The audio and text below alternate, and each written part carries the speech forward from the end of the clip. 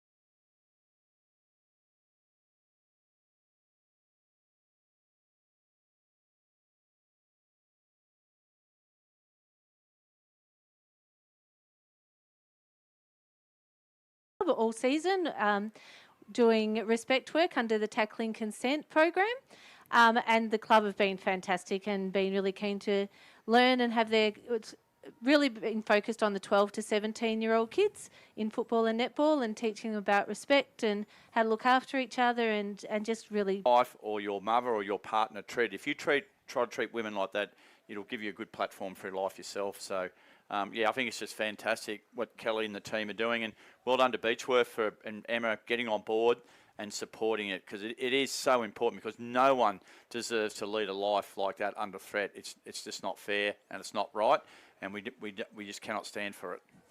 Good call, Robbie. I think one thing Kelly said that really struck a chord with me was the influence that sporting clubs can have on individuals, young and old. And I think the three of us, and fourth including Scooter, have all been involved in sporting clubs at different levels, and we've seen the influence that our peers and people that are a little bit older than us can have on individuals, and they're really important places, whether it be a basketball, football, netball or cricket club. Very well said, Brent Gecko-Lewis. We're going to take a break here on TDFL Live. We're not too far away from previewing the big game of football between Yackandandah and Beechworth here on TDFL Live. Great to have your company on YouTube. If you've just joined the broadcast as well, Trav Cartwright is bringing you the pictures of a foggy Barmutha Park. We're 15 minutes away from the bounce of the ball on TDFL Live. Thanks to the McRae Motors and the Commercial Club Albury. You won't miss a thing on TDFL Live.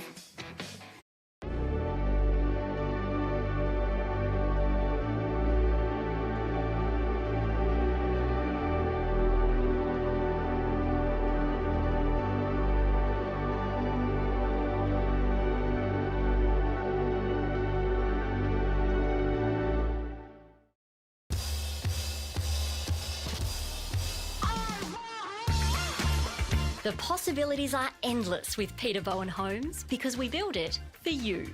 Open the door to your new home with Peter Bowen Homes.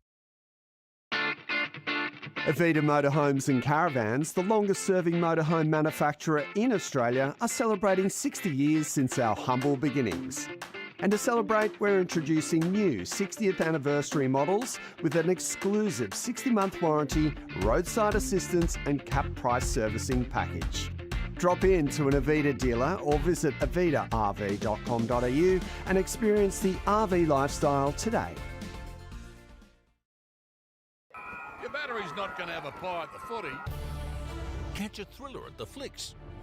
Or entertain you at a fancy restaurant. But it will get you to where you want to go. Marshall Batteries. Holla! For a local. At Ready Group Equipment Sales, we have it all. Stockists of Wackeneusen machinery such as excavators, skid steers and dump trucks, plus JLG scissor lifts and booms. We also have digger and norm engineering attachments to suit any machine, as well as ECH ground engaging tools and cutting edges. On top of that, quality tracks, spare parts and wear parts for all brands. See the range up close at Ready Group Equipment Sales' new showroom, 191 Melbourne Road, Wodonga. Visit rgequipmentsales.com.au. Finer Embroidery is in the fabric of our community. Any logo on anything so your business can proudly present themselves well. Embroidery that adds that personal touch that doesn't break the bank. Join the Finer Embroidery community today. Proudly supporting the TDFL.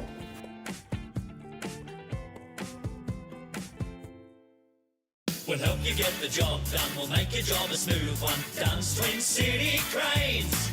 For your semis, riggers, spotters, cranes. Safety is our second name. You're looking pretty with Dunn's Twin City. No job's out of reach. Rig it, lift it, move it, shift it. No fuss, talk to us. We'll help you get the job done. We'll make your job a smooth one. Dunn's Twin City Cranes. Chanty, Chanty, Chanty, Chanty. Chanty, that's the name to remember. Chanty Holdings are the pros for all the muckiest jobs. For cleaning and servicing septic tanks, treatment plants and grease traps, winery and trade waste, even cleaning car and truck washers. They've been doing it for over 50 years, from Albury to Beechworth, Corryong to Corowa, Wodonga to Yarrawonga, Wangaratta to Henty, and everywhere in between. When it comes to liquid waste, call Chanty. Chanty, Chanty, Chanty. Call 1-800-CHANTY.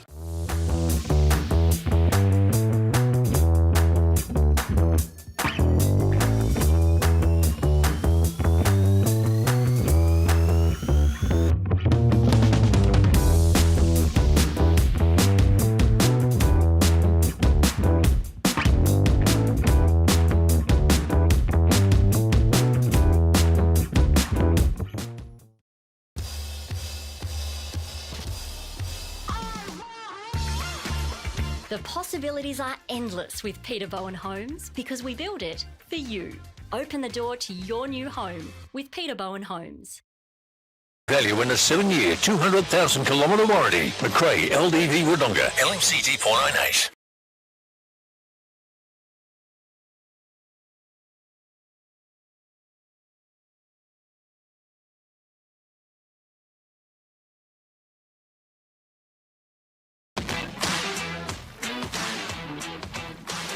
Certainly are with TDFL live here on 1494 2AY. Great to have your company on YouTube as well if you're tuning in via the live stream, not too far away from the bounce of the ball. And yes, they are the conditions we are tackling here at Barmutha Park. The fog, well, it's up and down like a yo-yo. It sets and then it goes away and then it comes back in. And during early stages of the reserves game, we were struggling to see across the field. And that's sort of what we're dealt with today. I'm going to put the Bushnells on, and I'll tell you what, it doesn't make a heap of difference trying to peer across to the other side of Barmutha Park. So we'll do our best to bring you the action on the far side of the ground. Gus McLeod, Brent Gecko Lewis, Robbie McKinlay and Scooter Fraser with you. And Big Mac, we do have a couple of changes we're hearing for the visitors.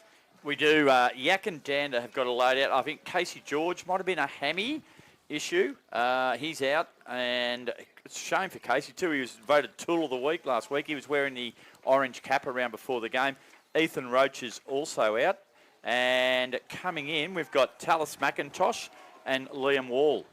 And Geordie Eaton came in from last week as well. What do you know about those players, Scott William Fraser? What can you tell us about Tallis McIntosh? Any relation to Ben? Cousin. Cousin? Yeah, part of the McIntosh family. Yeah, good youngster. Went in and played under 18s at North Albury last year and back in Yak colours this year. Liam Wall, he made his debut against Wagga last year in the seniors, kicked 7 on debut. He's been a mainstay in the seniors this year. And Geordie Eaton is back in after being concussed against Dedderang in just what was a beautiful hip and shoulder by Sam Creamer. Great country footy. Unfortunately, Geordie had a little bit of a... I've seen plenty of footballers... Lights out for a bit. get him and shouldered by Sammy Creamer and come off worse for wear. Look, So and, he's you not know, the first. and I mentioned his name that it happened, but even the week after, it's just good seeing hard, tough, fair footy, and sometimes it doesn't get rewarded. But unfortunately, Geordie was on the wrong side of that one that day, but he comes back in to his former club, mind you. Crossed over to Yak a few years ago, and obviously had great success in 2024, and he'll be great today. Another one of those left footers, along with Ethan Petrala, and get the ball going in long. Gecko, you've had the luxury of coaching a few of these guys at interleague level, but also casting your eye across both of these programs. Who are some of the names we can keep eyes on for today? Well, I think from a Yak perspective, I'm not sure if Liam Wall is coming back from being dropped, Scooter, or whether he's been out injured. But you wind the clock back to round one. We did Yak versus Rutherglen, and Liam Wall was outstanding that day. Young fella, and so was Ned Sproul. So a couple of really young kids there for Yackandandah. Zach Leach, I don't think we've broadcasted a game since that, Yackandandah game since round one earlier on in the season, and I think it's fair to say that Zach wasn't in the greatest of nick physically, so looking forward to watch him play. From a Beechworth perspective, a couple of guys that I did ask Jack Neal about pre-game was Owen Stone and Taylor Thompson, the two young boys from New Zealand that have had an impact on the group over the last month or so. But the other one that interests me from Beechworth is young Sam Johnson. He crossed over to Beechworth from Barnawathra at the start of this year.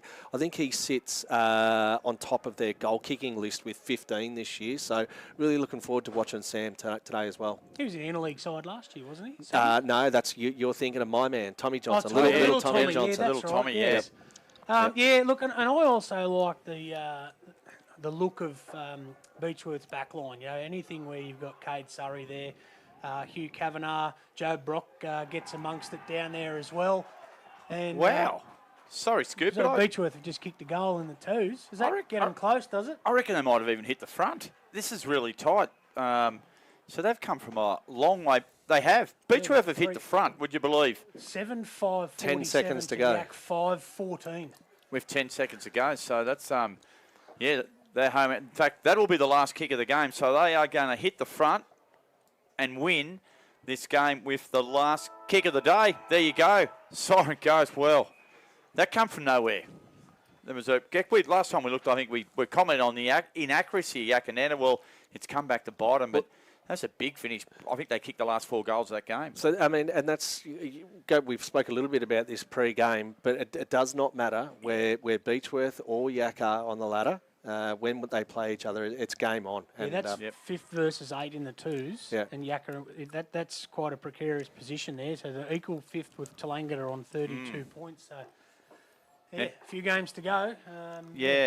Big finish coming up there in the twos. So, but boys, the other thing that really struck me about what I like about Yackandandah, and the reason this really looked me, I was looking at the Albury Footy Club calling their game tomorrow, and I was looking at their goal kickers. They got Matty Walker's kicked 31.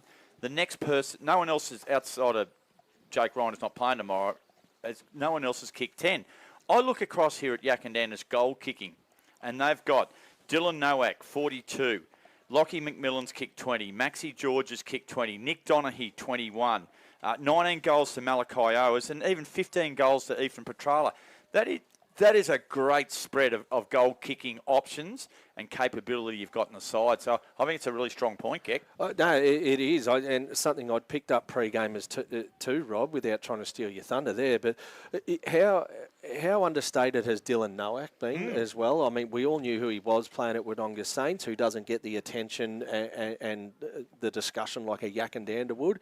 He crosses over from Wodonga Saints to Yackandandah. He's had a real impact on the group. Scoot, you might be able to elaborate on Dylan and how he's been able to get to the point of sitting, I think, 3rd or 4th on the goal kicking TDFL list. Yeah, we crossed over from Wodonga Saints last year and certainly put a lot of effort into getting his weight down and enjoying footy a little bit more in a bit fitter condition. And that game we called Rutherglen and Yak round 1, where his name was Aidan Nowak, and then he changed his name during the day. But he's been fantastic. Bobbed up. He's still, he knows he's still got some work to do when they get out to Sandy Creek. But Yeah, certainly a really good focal point up there. Hey, just some news, boys. We're a little bit behind here. Midder and Tallangata have already started. Midder have kicked the first goal of the match, lead 6-0. And Waganya have kicked the first 2 goals against Thaguna. Oh, actually, Thaguna have just kicked a goal, so could be a tight one at the kennel. Now, boys, I just went to relieve myself at the little boys' room, and I've come back, and Beechworth have won the 2. Oh, mate, last kick of the day. 10 seconds A to go. snap. Yeah, Goal. they kicked the last 4 goals, so yeah, it was quite extraordinary. Hey, Scoot, talk us through what we're seeing here right in front of us. Well, as we spoke to Jack Neal before, Braden Carey dismissed his 250th on the day that Grubb broke the record, the 338th game, and sharing it with Dane Carey's 200th today. And very interestingly, must be a bit of a superstition. Grubb walked out the other side, didn't go through the banner. Must be one of those things. Might be allergic to crepe paper. Maybe. Scoot, looking forward to catching up with you. Can we get a pitch report? I'll get out there in a sec, boys, and give you a freezing report. Now, take the keys down. I want to see how far the key goes in to the middle of the deck. Gecko, we know that both of these sides are fiercely competitive. We've spoken about it regularly here in the pre-game show. If Beechworth are to really push Yackandandah today, where is it going to come from? I think that realistically, Gus, I think they're going to have to make it a real scrap to be able to, and I guess restrict Yak. And we've just talked about their goal kicking list: Dylan Nowak, Nick Donaghy, Lockie McMillan, Max George. They're going to have to restrict those guys, to be honest, mate. I can't see Beechworth kicking a score that Yak are going to have to chase down. Beechworth are going to have to try and restrict them, make it a bit of a sturdy, scrappy game. And who knows, if they've got something to launch from at 3/4 time, might make Yak a little bit nervous and go from there. But, on the other hand, Gussie, I think if Yak get off the chain, guys like Ben McIntosh, Ethan Petrala rack up a lot of footy, they're going to be really, really hard to stop today. I can tell you from experience, whenever Yak have played Beechworth, they build themselves right up for it, and it's talked about for weeks and weeks prior. But what I also know is that Beechworth will do exactly the same. Yeah, absolutely. There's no doubt about that. And you can sort of feel it. Like I think there's a respectful rivalry, but it's fierce. And the trick is, the longer Beechworth stay in this game, the longer it'll carry on. They'll give the chance to reference the Kerry boys in their milestone games and on a home ground, home crowd, and things just stretch out a little bit further. So that's what Beechworth. What Beechworth cannot afford to happen here, Gecko, is that if they were to go in at 3/4 time, 20 points down. And that's what Yak will be trying to do. Because they'll know exactly too. What can be a hard day and what can be a more comfortable day. Yeah, true. Tell me, guys, Gussie, Robbie, we've talked about the Yak Beechworth rivalry. Is there a better rivalry around district league footy than the Yak Beechworth one? Oh, my favourite, and I'm probably a little bit biased, is obviously the Wangaratta Derby. That, for me, I just think is a little bit unique in the Ovens and Murray. 2 clubs separated by a bit of bitumen and a fence. But I think there's something about the community rivalry between a Beechworth and a Yackandandah. I love the Chiltern and Barnawatha rivalry. The Waganya and Rutherglen one is certainly a fierce one as well. So, and there's something about having people, at the ground from 8 o'clock coming through the race. And the gates, people here from the under-12s all the way through to the senior game, which we're about to start broadcasting. That, for me, makes it a little bit more special, having a big crowd throughout the whole day. Yeah, if you go a bit further north, you've got Coolman and Garmain's a big one. Used to have Mango and the Rock. Colcan and Holbrook is fierce. Henty and Colcan. Osmond Lockhart. Midder Tallangata. And even, I think Yak and Barney had a pretty healthy rivalry too. Gecko, I reckon. So big time. And then the number one. And if you talk to people about this, they tell you, you think of something and then times it by 10. Corryong v Federals in the Upper Murray League back in the day, both in the same town. Let's cross boundary side now to Scooter Fraser. Thanks to the Commercial Club. Scoot, can you get the other player comfort level out down there in the middle of the ground? Well, actually, it's very surprising, boys. I've just come out here standing in front of the change rooms there. That's actually not a muddy area. It's quite sandy. It's not. There's not water there. The rest of the ground doesn't look slippery at all. Probably a long stop sort of day, but Yeah, in terms of your Tony Grigg putting the key into the pitch, it's not very hard and fast. But would you have a bowl or a bat today, Scooter? I'd probably bat first on that pitch. And hope it dries Nah, out. look, it is slippery on that pitch, but with some long stops, you'd be right. I don't think there's any excuses today. I don't think we're going to get any rain, fingers crossed. Scoot, And, I can see Ethan Petrala he's got a real strut up today, actually, as he makes his way to the wing. Can we get his thoughts on the game? Yeah, he's got a real strut. Last week in that third quarter, came out, kicked 3 goals and led the side to a 9-goal win. What's with the long sleeves, Heath? I got the short on the bench. Just in case he gets too hot, like you blokes up there with that solarium heater on. How good. You can't actually see below the window, but we've actually taken our jeans off up here. It's that hot, so Gus. we're just acclimatising the things in the box up here. Can I just make it known that there's only one person with their pants off in the box, and it's Gus. Robbie and I are fully clothed. We haven't even had a beer yet here. Righto, Scoot, who's going to win and how much by? I think Yak should have a comfortable 7 or 8 goal win. Big Mac?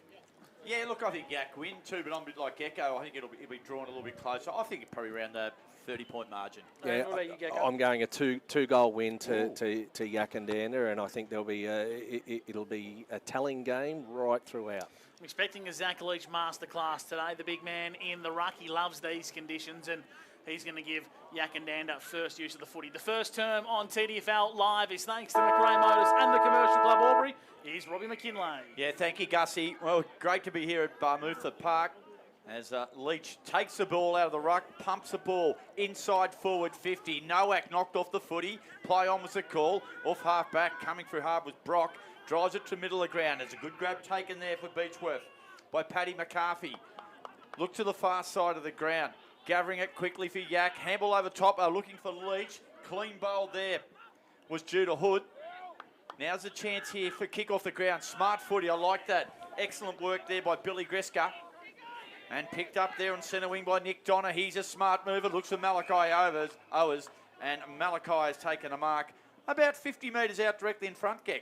So these are the guys like Lockie McMillan and Malachi that are probably going to cause Beechworth headaches here. You can tell there was some deliberate matchups that have gone to guys like Logan Martin and Nick Donaghy up forward and Dylan Nowak as well. But yeah, they're going to have to really keep an eye on these boys because they'll get away from them. Oh, he's got a good piece of it, Owers. He struck it with plenty of length, but he's pushed it to the left-hand side. Minor score. So we're on the board. A couple of the kids chase the footy out onto the golf course. And the fullback will bring it back in, Gussie. That'll be Hamish Maslam, and he'll have to just wait till that ball comes back from, I don't know what fairway that is. But anyway, they found it. Yak lead 1-0.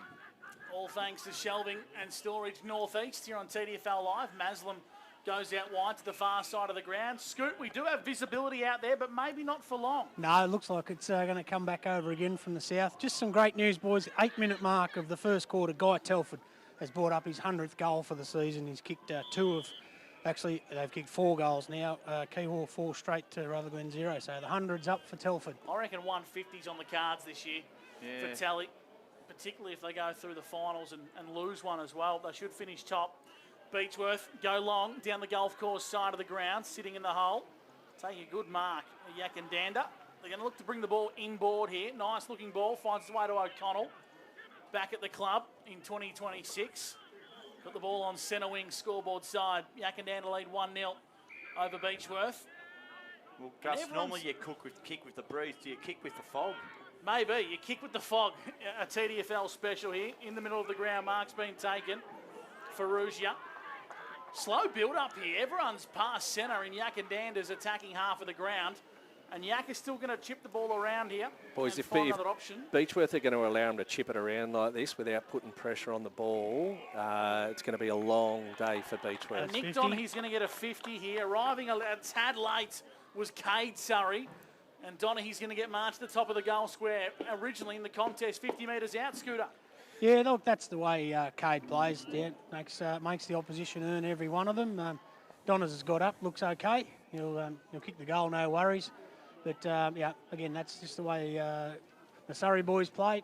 Simple, not too bad. It wasn't too ugly, so Donners will kick this. He's going to line up at the top of the goal square. He's taking his time here, Nick Donaghy. 21 goals before today's encounter. It's a very measured approach. going to make well and truly sure of this one. Donaghy pops it through.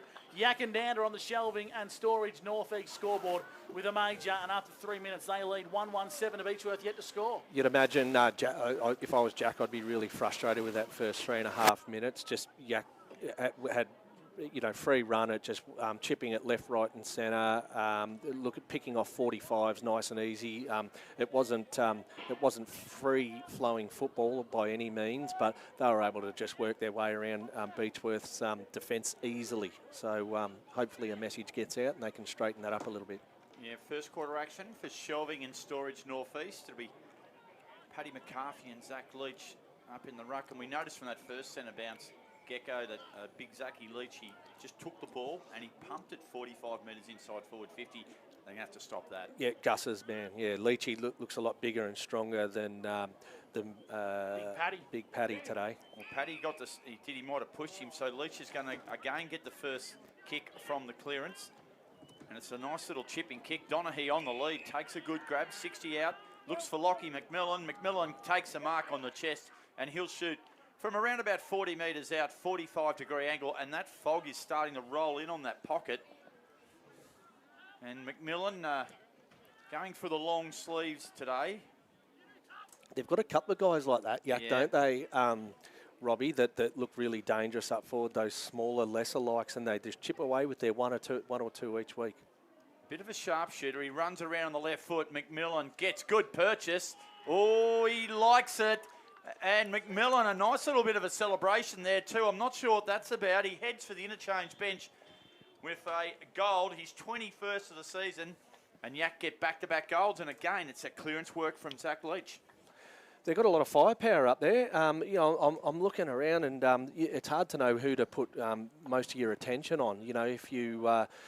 If you take your eye off their smalls, they're really going to get away from you. Dylan Nowak, presenting really well to start with, and Nick Donaghy's always a headache week in, week out. Zach Leach with the two centre clearances of the game looking ominous, nice and early.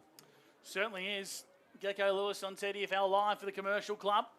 13 plays nil here. Yackandandah in front as McIntosh gets held up. Finds a handballing target, O'Connell. They're going to go inside forward 50 and potentially all the way. What a cracking finish from Judah Hood. He set one from downtown, Scooter Fraser, and Yackandandah going at absolute light work compared to Beechworth. Yeah, very stark contrast to the start of the game last week against Midder. The Yak boys straight out of the centre. Great bullocking work by Benny McIntosh and a great finish by Judah Hood outside 50. How's the ruck work of Zach Leach in the first 5 minutes here? That one there almost bended and twisted like an acrobat and dropped it behind him. I think Ben McIntosh picked it up, but geez, they look good to start with here. We have a bit of a thing on a Thursday night at Yak out at training, and if Leachy walks past, you just say, geez, mate, I heard the opposition coach said their ruckman's going to do a number on you this week. So he then spends 48 hours working out what he's going to do and doesn't want to get beat. He's a pretty proud fella in the ruck there, and today's probably one of those games where he really wants to lead from the front. Now, Scott, I know you're not allowed to enter the field of play as the boundary rider, but we might need you to go straight across the guts of the scoreboard side because we're losing visibility. Well, I'm directly below you, boys. You won't be able to see me. I'm actually inside the cricket rooms behind the glass. Scott, come on, you're better than that. Kick off the ground there from Brock, but it's intercepted by Yackandandah. The kick's not a bad one too. Oh, intercepted. Well done there by Austin Fendick. Kick came and went back. The old 1-2, it didn't work. No one was looking except the Yackandandah player, which was Sammy McKenzie, and it's gone out over the boundary line. And thank goodness the ball has not been in that southern end far pocket because visibility is very low over there. Boundary throw in. It's slightly into attack for Beechworth. If you've just joined us, first quarter action, and it is 19-0. Yackandandah lead, and we've gone almost 8 minutes on the Jappo Donks time clock. And one of Jappo Donks' finest employees, Lockie McMillan, has one of those goals. Got a free kick here, Robbie. Free kick, Gussie, and it'll be taken by Ted Ritchie off centre wing. Goes down the line. Leach floods back into the hole. Got a fingertip on it. High tackle applied. Yeah. And it's going to be a free kick here to Beechworth. They're going to play on quickly now into the runner of Job Brock, who goes to the top of the goal square for Beechworth. Visibility not its best as Webb Tracks the ball towards the boundary line. We're going to have a boundary throw in. And Robbie, you can call this one. I knew you'd do that. I'll do my best, Angus. This is Shelving and Storage Northeast. For those listening on the radio, the visibility's below poor. It is. I can just spot the ruckman there, and Big Leachy's amongst it. And the ball's going to be locked down, and hopefully it's going to be cleared at will. Benny McIntosh is involved. Got it out to Ethan Petrala. Take it to the far side of the ground, and I think that's gone out of bounds, Gussie.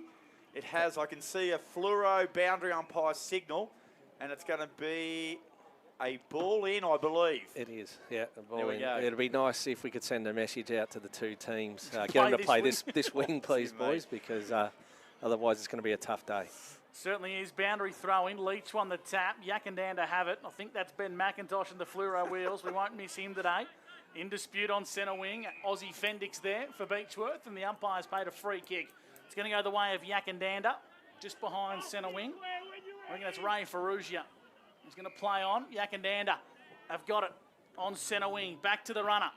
Ben McIntosh sends Yackandandah deep into attack. Flying back was Surrey. Sitting in the hole nicely there was Maslam. Ball's going to go out towards the junction of the 50 and the boundary line, and it's going to be thrown back into play. We'll go to you, Scoop, boundary side, thanks to Shelving and Storage Northeast. How's your visibility from ground level with the scones and jam and cream? Our visibility's great from here. It's right behind the glass. Just noticed Ollie Kavanagh came off from that last contest down in front of you with a sore shoulder. He's been playing on Ethan Petrala on the wing, so we'll keep an eye on that. Yak's bench, geez, it's been changing over and over. There's a lot of rotations. Petrala and Sproul on the wing, and looks like Billy Grisker's about to come on as well. Leach, double fister towards Mackenzie. Liam Walls there, hunting after the footy. Oh, here's nice work by Sam Mackenzie. Swiveled, pivoted, kicked the ball, looked for McMillan. The kick was a real low burner. Brock for Beechworth. He handballs it towards the back flank. Geez, you'd have to think Yak have had 70% of the ball at the 10-minute mark here. Beechworth are just struggling to get their hands on the footy. Just a one inside 50 for Beechworth so far. Come via a free kick as well. Nice work there on top of the footy was Judah Hood. Ball's in dispute, and now Beechworth regain possession. They're going to come out towards the clubroom side. Cade Surrey behind centre wing. Chisels one to the defensive point of the square. Beechworth look out as the ball comes to Dane Carey on centre wing. Right in front of Scott Scooter Fraser for Shelving and Storage Northeast. Inboard, Carey links up once again. Finds Braden. Braden Carey, chipping ball, finding Aussie Fendick. Nice build-up play here, Gecko. This is Beechworth's best look so far. Yeah, it has been. Just been able to maintain possession for a chain of play. And a chipping ball over the top finds the intended target. Ted Ritchie. Not Ted Richards, the former Swan. This is Ted Ritchie. Chiseling ball into the pocket. Grubber kick. Might actually be out of bounds on the full there against Joe Brock. Yeah. The big fella wasn't expecting it so low to his feet. If Beechworth really need to change their angles here, if they're a little bit vanilla at the moment and wanting to go down the line, and Yak are just setting up nicely behind the ball, making it too hard for him. Petrala ran his full measure too. He got good coverage. Kavanagh. In other words, McCarthy, I think he's going to be penalised here. Gee, that's a good tackle. Advantage paid. Judah Hood played on immediately. Oh, good mark. Last line of defence there for Beechworth. And it was a really good grab taken by Hamish Maslam. And he kicks a nice one. Found Quinn Bustle. He plays a whoa. He got around his opponent. Bit of candy. And he'll kick it to the far side where it's very foggy. And here's Angus McLeod. Big Mac, you are something I cannot say on radio, and I'll tell you at quarter time. McIntosh, he left the ball behind. Yackandandah want to run it inside 50 with Malachi Owers. He's chipping ball into the hot spot, finds Cade Surrey. Death Taxes and Cade Surrey sitting in the hole, Scooter Fraser. They're the three certainties in life. Yeah, it looked like Donaghy give him one back there as well for the one before. He didn't go too hard though, Scoot, did he? No. So Beechworth have it. Defensive point of the centre square, inboard to Brock, who's marked on the cricket pitch here for Beechworth. 19 plays zip. Yackandandah in front for Shelving and Storage Northeast. Spills out the back here for Beechworth. Tracking it is Owen Stone, one of the two Kiwis, as Gecko pointed out to us in the pre-game show. Now Yackandandah have a chance to clear defensive lines. Sling tackle. Sling tackle as Gus Lingham's kick's going to actually come back here, Scooter Fraser. Yeah, you blokes probably see who it was from there, but Yak bloke was sling tackled to the ground. Umpire was straight onto it. So a free kick to Yak in their back pocket. Big Mac, we played 13 and a half minutes thanks to Simo and the boys at Jap Odong's Tyres. Yeah, I think it was Billy Grisker. down there who got slung. It won't hurt him. No, Billy got up all right. McIntosh kicks a good one. Inside handball was good too to Ferrugia. And now Yak will take it all the way to half forward. Donaghy's in contention. Can't beat the boundary line, and it will be thrown in. You want to go around the grounds, please, Angus, for I'll give you Bill Tilley? Some O&M scores. Corrallan 13 to the Raiders 10. Wangaratta 15 to Yarrawonga 22. 25 to 20. Lavington lead Myrtleford. And the Dogs to the jump on the Rovers 26 to 13. Scooter will get some TDFL scores for us shortly. Yeah, the minute you think Wodonga are done, they just bounce up. They've had a good year, the Doggies. So the ball up between half forward and centre wing. Yackandandah into attack. 14 minutes gone on the Jappo Donks time clock, and they lead 19 to nothing. And here's Angus McLeod. We'll get back to you shortly as the Grub Surrey for Beechworth. Sends one out wide, found Stone. Just behind centre wing here. Beechworth might get, holding the ball there, Gecko. Not quite sure about that, but anyway, they've got away with it. Geordie Eaton, the silky left footer for the Roos, sends one in the pocket, searching for Lockie McMillan, who flew high and brought it front and centre. This will suit the lefty. Across his body, heading to the top of the goal square. Noak's there, got a bad bounce. And taken across the chalk is Max George, and he might have got one a little bit high in doing so. Yackandandah are so organised behind the ball, fellas, and there's just a lot of directional and constructive talk behind the ball. You see playing with matchups continuously, and they're using the bench really well, so they're having to constantly reshuffle, but making I think there's actually a free kick here, so Yak have got the shot on goal, and he's kicked it out of bounds on the full, I think. It might have been high after all, Robbie. I think you're right. You were right the first time, Gussie, so... A minor score. A minor score from the banana attempt from the boundary line. And Maxi George? Was, taken by Maxi George, mate. Indeed it was. So it's 20 to nothing. Yackandandah lead Beechworth. 15 and a half minutes gone. And Scooter Fraser, what do you got for us? We have 1 goal all at Chilton, Barnawatha and Chilton. It's scores level. Tlangata 32 lead Mitta 7. Kewasandi Creek 40 points to Rutherglen 1. Thagoona 34, Waganya 13. Scores are level at Dettering, 13 all between them and the Wodonga Saints. And we've got a game on here. Malachi Owers, 55 metres out from Yackandandah goal. Looks for Nowak, and he got there uncontested. That's what good on-ball brigades do. They get it in the mixer with pace, and Beechworth were left scrambling in defence. Beechworth are really relying on some of those older heads, aren't they, at the moment? Diggsy, Dane, Surrey. So they need just some of those lesser likes to step up and carry a little bit of that weight. But, right now you feel like if those boys weren't in this team today, it'd be a real battle. Dylan Nowak. Cricket at Dettering in the summer and football at Yackandandah in the winter. And he steers it through the big sticks. Yackandandah, 4 goals to 26. Beechworth yet to score. We played 16 minutes for Jappo Donks. Tough start for Beechworth here. They have stemmed the flow a little bit in the last 5 minutes. They're really going to have to change something up here. I think they're really struggling with the structure behind the play that Yak are setting up. They're really well organised, but Beechworth are just struggling to maintain possession for any length of time. 2 or 3 kicks or handballs in a row, and there seems to be a self-inflicted error. Yeah, so they've got the job ahead of them now. This is what we spoke about pre-game, that they cannot afford to let Yak bounce out of the blocks, and that's exactly what they've done. 26 to nothing. And again, Leach, intercepted by Fendick. Olsen, Fendick showed a bit of poise. He chucked a couple of candies and got away with it. Kicked it towards half forward. Running over the football there was Charlie Webb. Boundary line's tight, and in fact, the boundary umpire says it is mine in front of the electronic scoreboard, which is shining brightly at the moment. Looks like that fog again is just starting to lift a little bit, which is handy for all and sundry. Leach over the top. Now Johnson should get a free kick here. He will, Sammy Johnson. So between centre wing and half forward, Sam Johnson. It'll be a rare saute inside forward 50 here for the Bushrangers. He was going to go to the pocket. Gee, they got numbers back here, Yak. They need to bring this ball to ground. He's got a good bit on that. It's going down. Oh, there's a free kick. That was extraordinary. It actually had the legs, Robbie. It did in the end. Logan Martin's going to take the free kick. He just got barreled by his opponent. It wasn't very subtle about that one, Gecko. No, it was extremely obvious, and I think there would have been an uproar if that one wasn't paid. So Yackandandah want to take the ball out to the golf course side. 2-motion tackle there. Geordie Eaton might have got away with one. Ball's in dispute on centre wing. Surrey, happy to see it across the chalk for a boundary throw. We'll go to you, Scoot, for Shelving and Storage North East. What's the messages coming from the Yackandandah camp? Look, very much you can tell that Darren Holmes is back coaching today after having last week off.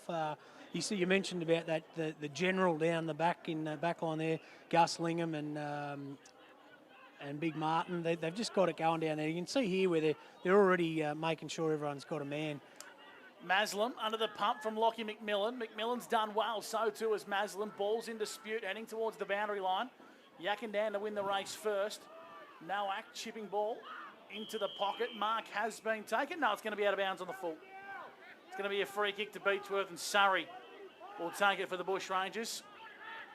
Halfback flank, golf course side of the ground. Chipping ball down the line, looking for Fendick. Got a bit too much on it to him. He gets the crumbs, a big hip and shoulder. I reckon that was fair. I reckon Fendick's a little bit lucky there to get the free kick, but nonetheless, the men in green are doing a good job today. Yeah, umpire calls him to play on. It's big Leachy, wouldn't he? Might be. Fendick down the line, hunting for the boundary line, gets it. And a boundary throw in on true centre wing, Gecko. Beechworth have got their hands full, like the defensive pressure of Yak's forwards. Lockie McMillan and some of the smaller guys, Ethan Petrala, is really good. So offensively, Beechworth's defenders have a lot to worry about. But the moment there's a turnover, Yak are onto them. They're just pressuring them into to errors consistently. Driscoll, he's shaped to go one way now. He's put a teammate under the hammer big time. Joe Brock knocked him out over the boundary line, and just Connor Stone had no room to move there on centre wing, and it's going to go out for a boundary throw in. 26-0. Beechworth trail Yackandandah here at Barmutha Park. Leach, he's had a big impact on this game. Back to Eaton now. Chips it wide. Beechworth, good mark taken. Last line of the fence. It looks like it might have been not Dane Carey there. Dane Carey. It is, sorry, Dane Carey. Just come back onto the ground. Kick just couldn't be taken there by Sammy Johnson. Now here's a chance for Liam Wall. Sweeping handball to Owers. The build-up looks promising. I thought Owers was going to get knocked down. High kick into the goal square. Might go the journey. Great shepherding by Petrala. And that allows Maxie George, I think it is, Gussie, who might have came in there, and he just said, I'll have a little bit of this, and Max just banged it through for the 5th goal. The ultimate team play by Ethan Petrala there, just to hold his play around and allow Max George to run into open goal there. And that's where this team's been really good for a number of years now. These boys live out of each other's back pockets and take care of each other on and off the field. I thought Ethan Petrala's act there was super. Big change on the bench, boys. Probably the oldest player for Beechworth. Brenton Surrey's come off for the youngest player, Rourke Warner. So good to see how Rourke goes in the middle. Great junior footballer for the Beechworth Bushrangers. So hopefully he can be the next one to step up in that leadership group and in the engine room. A nice size scooter, Rourke, isn't he? Yeah, look, and I think he's got room to fill out as well, but he's a really good user of the ball too. Back in the middle of the ground, 5-2-32. Yackandandah play Beechworth yet to score. The game's a little bit more even than what the scoreboard's representing, but Yackandandah starting to get on top as Owers wins a clearance, gets the ball to centre half forward. Well done, Surrey, fed the ball into Stone. This is Connor, who goes down the line, went through the midst there of Oscar English. Now it's in dispute. Spinballing around the back of the contest there. McIntosh, it was Tallis, got the kick long down the line. Searching for Carey, wants the boundary line here.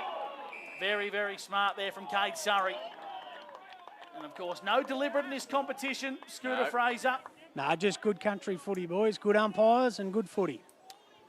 Geez, wouldn't a Geck, I was just thinking earlier with this fog very heavy. I'll get to it in a minute. Here's a chance here for Yak through Judah Hood. Got a handball from Big Leachy. And just imagine in this foggy conditions, imagine Scooter Fraser on that far side of the ground, undetected, the damage he'd be doing out there. Just few little sly ones here and there, wouldn't he? Yeah, always, opportunity. Very opportunistic type of player he was back in the day, Robbie. Early shopper, wasn't he? Is there a canteen over that side? Well, you were eyeing off the jam donuts, he said, Scoot. Off half back. Now, here we go. Can they launch something here? It was young Rook Warner who got that, and he kicked it beautifully to the far side of the ground. This is where Beechworth are struggling at this point of the ground here. Yak will set up really nicely here.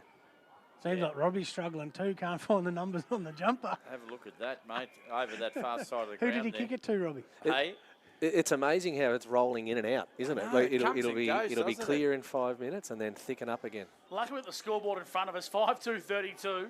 Yackandandah to Beechworth yet to score. I'll try and have a crack with the binoculars, Big Mac. Angus. Nice work there at the back of the contest from Donaghy. Little dinky ball down the wing. Stone for the Bushrangers, intercepted to Brock. Brock looks inboard, finds Dane Carey. Just need to get a bit of boot to ball here, Beechworth. The pressure from Yackandandah is good. It's seen out of bounds for a boundary throw. And we go to you, Scooter Fraser. You can see Hayden Cooper just having a conversation, in-depth conversation with Jack Neal at ground level. What's the messages from Jack in the Beechworth camp? Well, after that Dylan Nowak goal, Paddy McCarthy came off for a rest and Cooper went on into the ruck. And obviously Leachy beat him 3 or 4 times in a row. So that's probably what they're talking about. You know, young bloke, learn a little bit about how to play the ruck and try to do the best for his team. Maslin, big hip and shoulder on Petrala. Spit the ball to the back of the contest and we got a whistle. Illegal disposal, and Maslim's got it for the Bushrangers, Big Mac. So this is where, sorry boys, I think this is where Beechworth are letting themselves down. They've just gone straight back down the line where it's come from. You'd like to, they had players push out to the open side here that they should have used. If they change the angles, it shifts Yackandandah's defence. Dane Carey's kick. McCarthy was the target. But Billy Grishka, who started the game very well, has escorted it out over the boundary line. Centre wing, true centre wing. Here at Barmoufa Park, 24.5 minutes have gone on the Jappo Donks time clock. It's first quarter action here for Shelving and Storage Northeast. And then before your eyes, the fog lifts and it's... and then it goes again. Yeah. So honing in here on quarter time here. Yak have done a majority attacking. They lead at 32-0. And we're going to see another ball up. Anything happening around the grounds that's caught your eye, Angus, across the TDFL? Not really. Okay.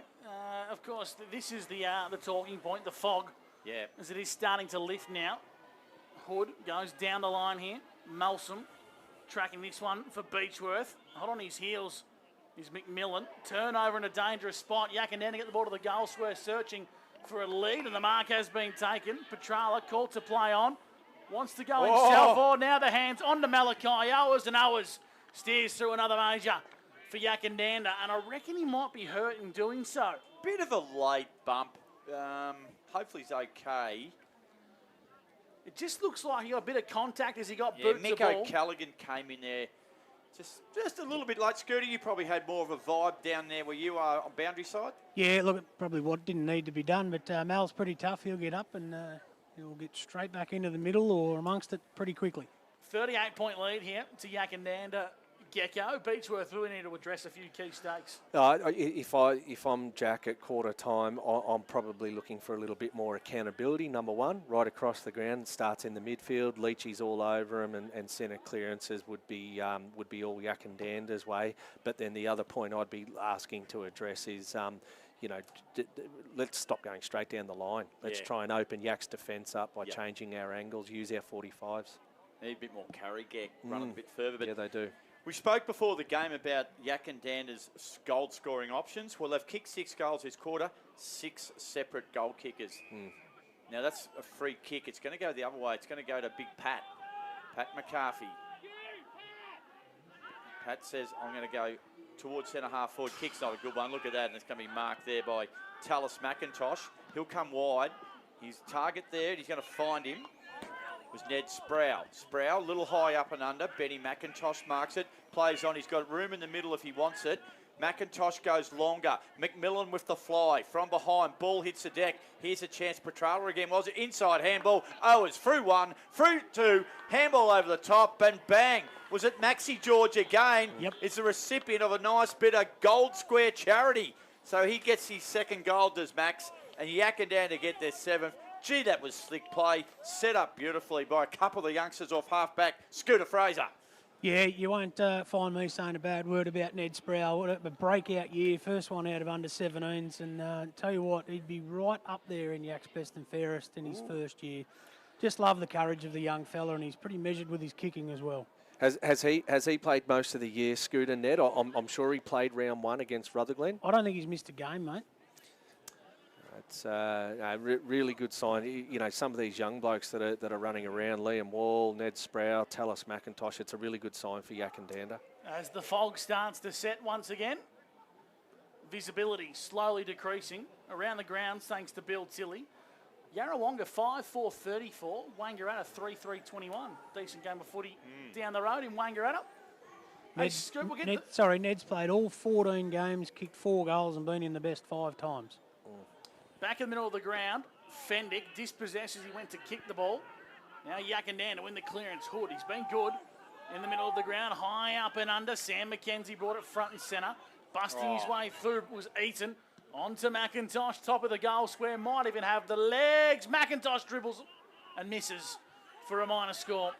7-3-45 to Beechworth, yet to score. We've almost played 29 minutes. A lot of time lost with the ball going at the back behind the goals, Robbie. Yeah, how good was the handball there of Geordie Eaton, Scooter? Yeah, very slick. You just can see Benny McIntosh pop out of a hole sometimes. It's amazing. So 50-metre penalty awarded there. It was an infringement from the kick in. No one back on the mark, which is marked by a little white line, Gecko, and I've noticed that doing a little bit. Brock's gone down. I think he might have got one, you know where, Gus? You're nodding at me, Angus. Bit lower than the stomach. Slightly higher than the thigh. Yeah. He's sucking the big ones in too, boys, trying to get over it. Gee whiz. Tough. Yeah, tough. And both trainers have come out, and he just said, hey, there's not much you can do about this without ending up in the courts. So it'll be thrown back in. No, what have they stopped here for, Scooter? There's a bit of a pause in play. Just allowing Brock to regain his composure. I've never seen a boundary umpire more decked out or kitted out than he's got mittens on. He's Thought got they were the going to have a head count. beanie. He's got the jacket. And it's going to be knocked over the boundary line there by the 200 gamer, Dane Carey. 30 minutes have ticked over, Gus, here in the first quarter for Shelving and Storage Northeast. And it's a 45 points to nothing lead to Yackandandah. Back into play. Ruckcraft there from Leach was good. He got the ball to front and centre. Big play here. Braden Carey puts his head over the footy. We're going another ball up, Gecko.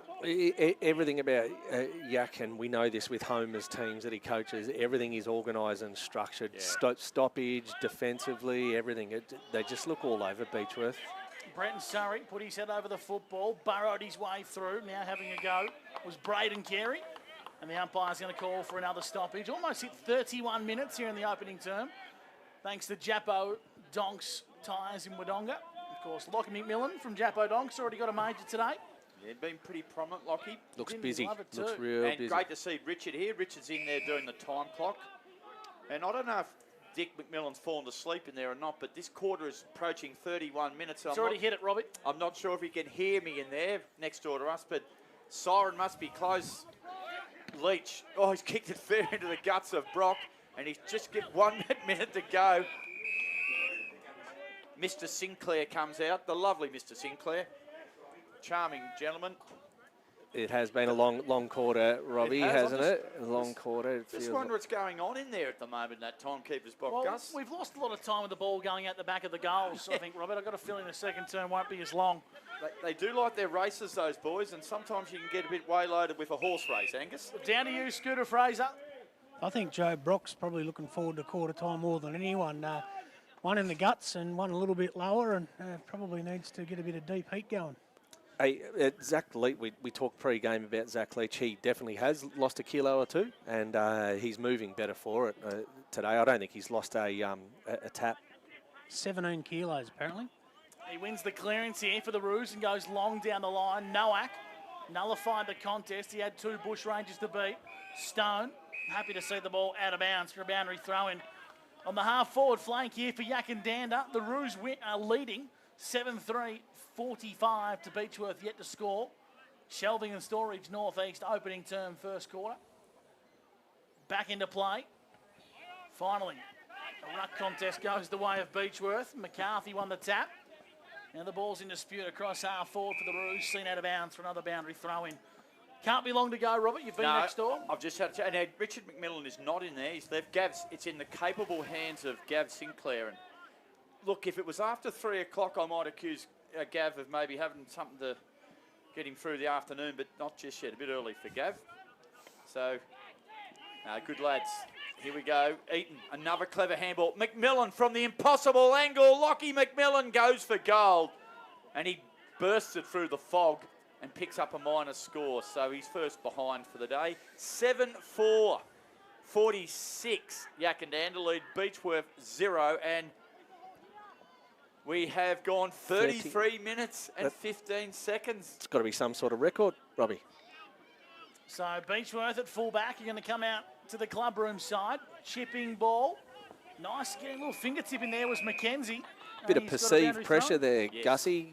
That should have been a real simple mark for O'Callaghan, but yeah, a bit of perceived pressure. They're right under the pump here, Beechworth, and you'd like to see them simplify it at quarter time. Boundary throwing to come back into play. McCarthy and Leach. Give that one to Leach. Head over the football was Hood. Beechworth want to bring it out. Long down the line. It's a high up and under. 2 on 1. Yak have the 2. Spills at the back. Gus Sinclair puts his head over the football. As the siren sounds here for quarter time on TDFL Live. A 34-minute opening term where Yackandandah bang through 7 majors, 7-4-46 to Beechworth yet to score. We'll take a break on TDFL Live.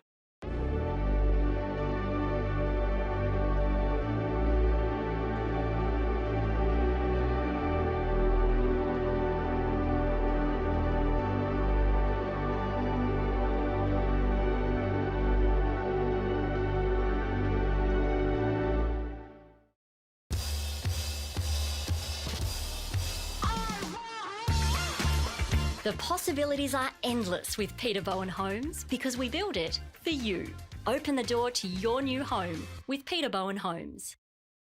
Avita Motorhomes and Caravans, the longest-serving motorhome manufacturer in Australia, are celebrating 60 years since our humble beginnings.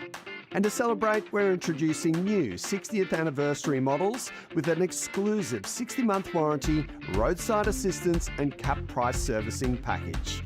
Drop in to an Avita dealer or visit avitarv.com.au and experience the RV lifestyle today. Your battery's not going to have a pie at the footy. Catch a thriller at the flicks.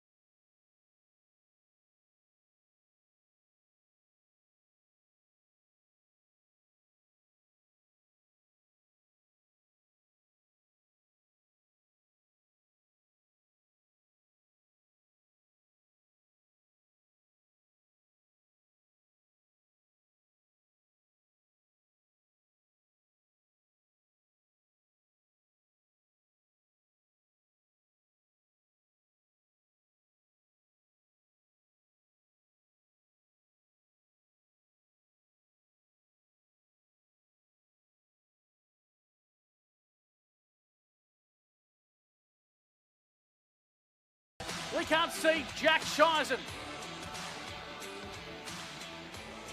The Jack that I can see, boys, is Jack Neal, and he went off at his charges at the start of that huddle. Said, I can move as many bloody magnets and yell out as much as I can on the ground, but if you blokes don't have any effort and do something out on the ground, it's not going to get any better. So, yeah, he's not taking it lightly. He's got a young side and they've got injuries, but, yeah, he basically wasn't very happy with that first quarter and put it on him to do something this quarter. The other side, Homer's very buoyant, was really talkative about the ruck work of Leachy and the on-ball brigade, getting it down there quickly, and the spread of the goals as well, ironically, that we've already mentioned. It's a fair call by Jack. Scooter, I think he's relatively composed with his coaching groups historically, but you could see him just to the right of us where we're sitting today. He was getting pretty wound up as that quarter went on, and it certainly got out of hand, so it'll be interesting to see how they react, mate. What were your thoughts on the opening term, Big Mac? Oh, I was really impressed with Yackandandah. I just like their ball movement. Zach Leach just dominated in the middle. You know, the first two clearances came his way.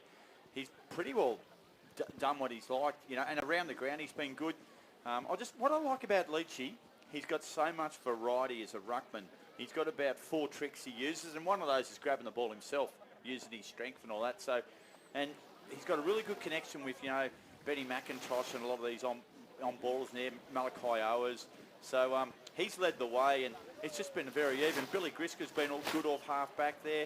Gussie Sinclair's been solid. And as Gecko said, the way they're set up, their back line, I really like it. I've been really impressed. They have not given Beechworth a chance. No. They have not had any easy possession. They maybe offer them up that first kick out of the fence to go wide, and it falls right into their trap. Yeah, no, they've been good, Gus. You're spot on. They're a really hard side to play against, I think, and it takes a lot to rattle them defensive.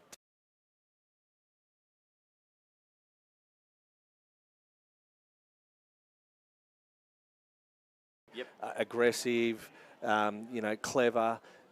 When it comes to tap work, clever. Yep. The ultimate Talanga League ruckman. But Beechworth are going to have to really change some things up here. That they certainly are. So they currently trail by 46 points. Scoot, Robbie mentioned during the first term, can you kick with the fog here at Barmutha Park? Well, I'm probably thinking Jack Neal would say they're going to the scoring end for this quarter, but it's rolled in a lot thicker now as it was before. You talk about Leachy's efforts. Yeah, he's Matty's side is perfect ruckman. That's him. To be honest, yeah. Yeah. Peas in a pod, those two, aren't they? As the fog starts to settle and come back down once again, it's a good time for me to hand over to Robbie McKinlay to kickstart the second term. Thanks, Gus. I can see a red Sharon and a lime cap of the umpire, and I can see the frame of Zach Leach. Now, here's a chance. Connor Stone wins the ball for Beechworth, chips it wide. Chance here for Hayden Cooper. Kick off the ground, and I think that's Braden Carey, whose mark comes across the ground. Yak defence, look at that. Sinclair read it superbly. And Gussie Sinclair has it. True centre half back position. He'll go short. He finds Benny McIntosh. Petrala organising things at centre wing. And they just chip it across the ground. Now they'll move the ball quite methodically here. Lingham's there. Steps around his opponent. Handballed it back to Ben McIntosh. No one near him. Chipping kicks. Dropped there by Judah Hood. Told to play on. Handball back to McIntosh. Inside handball was excellent from him. Got it over the top there towards Logan Martin it was. Inside handball to McMillan. McMillan, did he have it? Play on to call. And Beechworth will defend off half back here. They use the boundary line. And they're going to get out of trouble, Gus. Oh, we got a whistle here. Did you see what that was for, Scooter? It looks like Sammy McKenzie was decked by whoever was standing on the mark in the orange boots there. Brock, was it? Petrala got the give and go. Centres the ball for the Roos. Tracking this one across the face of goal is Max George. The fog settles in and the binoculars are doing my best job trying to pierce its way through. It's in the hand of a Yackandandah player. Bit of a late tackle from Beechworth. Umpires put the whistle away. Clearing ball from Cade Surrey out to the golf course side of the ground. The fog is thick and it's a boundary throw-in on true centre wing. Boys, there was a contest just in front of us here, and I feel like Beechworth are relying too heavily on some of those older boys. There was a contest just in front of us here, 3 Beechworth boys at the contest: Charlie Webb, Taylor Thompson, and Cade Surrey. Taylor Thompson was the hardest. Cade Surrey was the hardest working at that contest there, and the other 2 boys were just willing to sit back and watch him fight his way through it. But they weren't good enough to do it. Yak sent it forward and back in trouble again. So it's just too many passengers. Yeah, it was some good work there by McIntosh and Geordie Eaton, and in the end they just found territory. They found the boundary line, 30 around from their goal. It's 46-0, kick off the ground. Now Beechworth have got a chance here through Fendick. That's Austin. He's dispossessed the footy. Spinning out of trouble was Mackenzie. Handball ends up back with McIntosh. He's handball put his teammate under a lot of pressure, and a good call by umpire. Said, give it to me, fellas. Big Zach Leach was wrapped up by Joe Brock. Couple of big bears there, Gussie. And it'll be a ball up, 50 out from the Yak goal. Whistle, push, free kick. Yackandandah away, I reckon. And 50. And a 50. Talk us through that one, Scoot. Yacking going to go to the top of the square. Yeah, looked like in the back to Leachy, and then might have been a little bit lippy by one of the Bushrangers boys. Bowley's having a shot around the grounds. Talanga to lead Mitta by 35 points. Barney lead Chilton by 9. Keewar lead Rutherglen by 50. Thaguna up by 18 over Waganya. Dedarang are leading Wodonga Saints by 9. And that's it. Leach kicks a goal, Gussie. Leachy puts it through. Not going to get too many easy. I can't see the scoreboard from this angle, boys. 52 to zip. Yeah, 52 to zip, we've got it. So it's some trying conditions here at times. And what we're seeing is a clinic from Yak, Gecko. Big Leachy back in Barton medal winning form, isn't he? He looks really good today. I agree with that. Yep. Remember round 1, I think he kicked 2 or 3 off his shin. Because he couldn't bend over. Well, back in the middle now. And McIntosh, gee, he's had a big game too. Talking about Barton medals, he will certainly be in contention as well. Cade Surrey, excellent. Kick was half smothered. Now, ball comes here to the commentary side of the ground, which is absolutely fantastic. Ethan Petrala's there, working hard, taking the ball out over the boundary line was Ray Ferrugia, who's just as honest as they come, Razor Ray. And it's going to be... Another one of the good kids from Yackandandah, Robbie. They've done really well over the last few years and worked really hard to try and keep them there. The ones that have gone into town have come back too. Yeah, and that's the secret. And look at Leach. There's that versatility he's got around the ball. Kick was smothered, and it's going to be a boundary thrown again by the boundary umpire, who is rugged up to the max. He's got a beanie, he's got mittens on, black mittens, tracksuit pants, and a jacket over the top of 2 wind cheaters. And I don't blame him, Gus. You might be laughing at him, but I'm with him. No, I rate it. The mittens, I think, are an innovation. Yep. Does Beechworth have it on centre wing? Oh. Dodging and diving into trouble. Owen Stone gone. Holding the ball. Great defensive pressure from Yackandandah. Free kick's going to go the way of Wall, who's into the side today. Got the long sleeves on. About half Yackandandah's outfit got the longies on today. Wall, dangerous switch. He might have been confused with the fog. It's probably the knock on young Liam Wall, Gussie. Just that execution by foot. It's always been a little bit of a battle for him, but he has no issue finding it. The grub, Carey, over the top. Tracking this one now is McCarthy for Beechworth. Left it behind. Now Hood mops up the crumbs for Yackandandah. Can't quite see the ball now, Robbie. It's actually more towards the scoreboard. Big Dill's got her. Nowak over the top. Got a runner. It's the captain, Donaghy. Centering ball. Malowers went through his mitts. Back of the contest. Beach of the run of the pump here. They'll search for a stoppage. They're going to ball the footy up 30 metres out from goal, thanks to our good friends at the Goona Country Club. I reckon this is the thickest this fog's been, Gussie. Just explain it for our listeners, Robbie, that are tuning in. So we're sort of at centre wing, clubroom side of the ground, and as Sammy McKenzie gathers the footy. Inside handball was fantastic to Liam Wall. Shot on goal, smothered. Well done. Kick off the ground by Donaghy. Through for a point. Yeah, it's like it's very blurry. It's as if you're looking through a blurry lens here at the moment. We've got reasonably good visibility with the ball's 40 or 50 metres in front of us. After that, it gets a little bit tricky, particularly if Yackandandah's white jumper, it sort of fades into this white mist. But we're doing our best, and great shots by Travi Cartwright. You're watching from home. Well, Travi's doing a fantastic job. I just don't know if the pictures are all that strong, Robert. We're having a look on our live stream now. Yeah, there you go. That's what we're working with here at Barmutha Park, the meeting planks of 9,724 creeks. And down fog. to you, Scooter Fraser. We'll start naming those creeks if you like, Gus. I think it wouldn't be as bad as the how full the weir is, Gecko. Well, it's we'll be googling the level of the Hume Weir real soon. About I'll tell you 50 now, I'll tell you what's really hard with the fog from a Beechworth perspective. And I'm in this camp. There's a few follically challenged in the Beechworth camp, and it is a little bit hard to decipher who's who on the other side of the ground. Dangerous ball here, running into the open goal square, and spraying it was Malowers. Yep. He would have liked that moment back. A chance goes to begging. 8-6-54 to Beechworth, yet to score here on TDFL Live. Seriously, Gussie, and he wouldn't have got a good look at those goals. He's pretty clever around the goals. We're looking up, where are they? So that's how thick it is up in that pocket. If you're tuning into the broadcast for the first time, we are dealing with fog that, no word of a lie, is hard to penetrate past halfway. We are genuinely struggling to see anything further than 50 to 60 metres away. All I know is Beechworth had the ball here, Robert. And now it's going to be marked by Joe Brock because they bring it to the broadcast side of the ground. Great coaching. This Austin Fendick, I reckon he's been their best. Handball to Brock makes him work for a great tackle by Nowak. Nowak will win a free kick. Was that a 50? It was a little kick out of the way, but Dylan Nowak, who's had a good year. He's kicked 43 goals so far this season. And he's going to pump the ball inside forward 50. Chips it. In fact, he kicks it out of bounds on the full. There you go. Maybe he couldn't see the boundary line either. So free kick will go the way of Kate Surrey at half-back for Beechworth. Trying to see the Jappo Donks time clock has gone 5.5 minutes into this second quarter. I think you'll find it's 9, Big Mac. Not 9, is it? Yep. Yeah. The foggy's doing weird and wonderful Wow. things. There was a late start with the clock, Robbie. Oh, it was too. Yep. Okay, thank you. You got yours on there, Gus. Hey, second quarter actions for the Faguna Country Club Resort.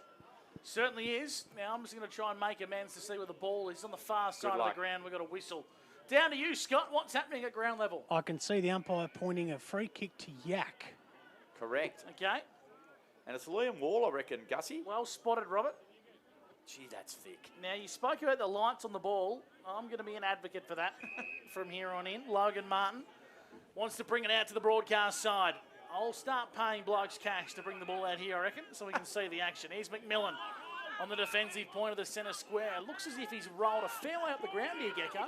Yeah, he must be lost. He doesn't like leaving that forward 50, Lockie. Tallis McIntosh, chipping ball, finds cousin Ben. Ben's got it right on centre wing in front of the interchange gates. Now I like this from Yackandandah. Most sides with a healthy lead would blaze away and break away from their tactics and their game plan. But Yackandandah are well drilled and well coached. They're going to switch the ball once again. As much as I like the play, I don't like where the ball's going. Nick Houston goes out to the golf course side, finds a teammate, hits him, and Logan Martin sends one out towards the scoreboard. Run and carry over the top. Yackandandah in the hands of Ferrugia, looking for the top of the goal square. Shot on goal. Oh! Big fly there from the man who was lost before, McMillan. He's given away a free kick. So that chain of play, 7 or 8 kicks all across the half-back flank there. You know, Yackandandah's ability to maintain the possession for a period of time until they can find a lane. That's been the stark difference between them and Beechworth. Beechworth get to the second or third one and it's all over. Great kick by Hamish Maslin right across the other side of the ground. Found a teammate who chips the ball back inside. That's a nice kick too. Mark taken there by Mick O'Callaghan. At this point of the ground, Robbie, they're at Beechworth's half-back flank here. This is where they'll struggle. Yak have had the time to set up behind the ball. And they've given a bit of room. They've offered up the boundary line. Sammy Johnson's taken a mark at centre wing. Far side of the ground. He'll go short. Target is Kerry. He couldn't hold on to that one, Braden. He doesn't lose the battle, and they're going to get a ball up. And hey, Scoot, down boundary side, mate. I reckon what I've seen of Yak today, this sort of game style they got, holds up very nicely at Sandy Creek. Yeah, a good link up there before of a sweeping handball by Liam Wall onto, I think it was Sammy McKenzie to get the ball going. So, yeah, that's what is good out at Sandy Creek. If you're out on those that far side and get the ball moving and get it quickly moving, certainly can get inside 50s pretty easy. McCarthy has a free kick for Beechworth. Now it's going to be a 50-metre penalty. So this will take Pat McCarthy almost to the 50, maybe a little bit inside 50, and he'll have it. Should be able to have a shot on goal here. He looks like he's got a reasonable good leg on him. So chance, can Beechworth get on the board? How long have we ticked over, Gus? He's a shotty, Big Mac. Kick is long to the line. They'll knock it through here, Yak. They do for a rush behind. How long gone on the Jappo Donks time clock? 12 and a half, Robbie, thanks to Simo and the boys. 12 and a half. So we're about the scoreboard clock is a bit over 3 minutes behind. So Beechworth are on the board, Gus. They certainly are. And Yackandandah have it into the defensive back pocket. Chipping ball. How many would a McIntosh had today already, Angus? Oh, I would have had 10 to 15, I would have thought, Gecko. Yeah, Comfortably, I think, more towards that 15, I think. Absolutely. I'm a bit disappointed in Beechworth, guys. I don't feel like they've changed anything here. It's much the same in the first quarter and, really struggling to get it in their forward half at all. Now, there's a free kick here for Beechworth. It's in the hands of Hayden Cooper. And Cooper's going to send the ball long in towards the half-forward line here. And it's out of bounds on the full. So we might get Scoot to go around the grounds for us here on TDFL Live, thanks to the Thagoona Country Club Resort. Free live entertainment every Friday night from 6 at the Thagoona Country Club. Big Mac, the fog is the heaviest it's been. Oh, mate. Just so updated in AFL today, Gold Coast towards the start of the last quarter lead Carlton by a point. So, my goodness, Gecko, how thick is this? It's amazing. I've come from Corowa this morning with the thirds football over there, and nothing like this over here. So it was amazing to see it change on the drive over. They've rolled the dice and come right across the ground here, Beechworth, and it might pay off. Stone for Beechworth has it. Oh, nice little look away. Handball was fantastic. Got the ball to Owen Stone, but he's kicked inside forward 50. Has been chopped out comfortably there by Logan Martin. As good a defender in the competition, Logan Martin. And his kick's a nice one too. He finds Jimmy O'Connell, who kicks. Oh, Malachi Owers takes a beauty. A Bill Tilley play mark of the day contender. And it goes now across to the foggy side. And to be honest, Gussie, this is where it gets real tricky. It's a bloke in long sleeves has got it. This is the thickest it has been. This is the thickest it's been. We'll update some scores. Tallangatta 56 lead, Midi United 15. Barney have an 11-point lead over Chilton. Kiwa Sandy Creek lead Rutherglen by 64 points. Thagoona by 18 points over Waganya. And Dedarang 39 lead the Saints 17.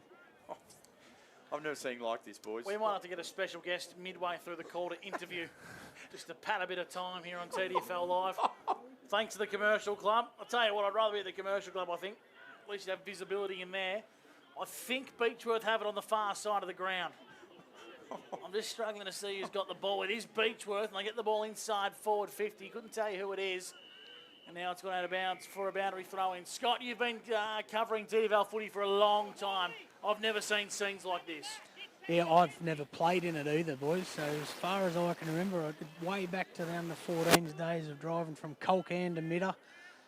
Even those early starts, I haven't seen fog like this. Robbie, what about you in the 1940s and 30s when you were heading? Just after the war, there was a couple of real bad years for foggers. But no, I'd have to refer back to the interleague game we played, the TDFL against Upper Murray at Corryong, late 80s. That was an absolute howler. It was worse than this, boys, I can assure you. Here we go. Now out the back here. It's good work. Young fella there from Beechworth. Mick O'Callaghan showed a nice bit of poise. Found a teammate, Maslam. Kicks it to half forward.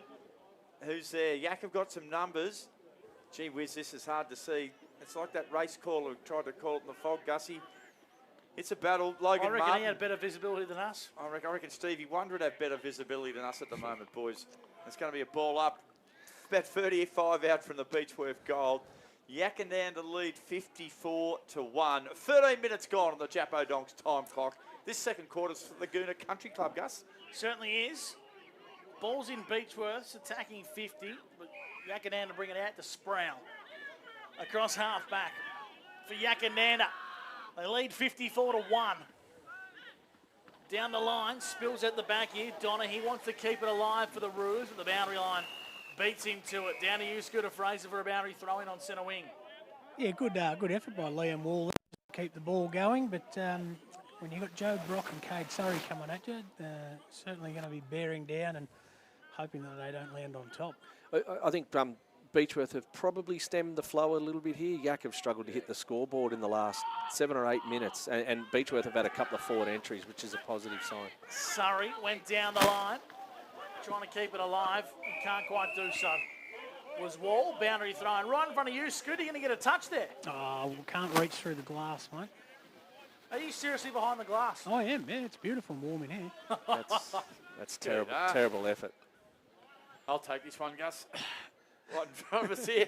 Boundary throw in right underneath our eyes. This is more like calling footy. And the young fella's got himself in the trouble again. Just Leachy, be careful with that tackle. He's playing with a bit of passion today, Zach Leach. He is. That's a nice way to kick. 2 finds McIntosh. McIntosh skips around opponent, slipped a handball to Malachi Owers. Nice Geordie Eaton. Look at this beautiful left foot kick. Kicks it towards the top of the goal square.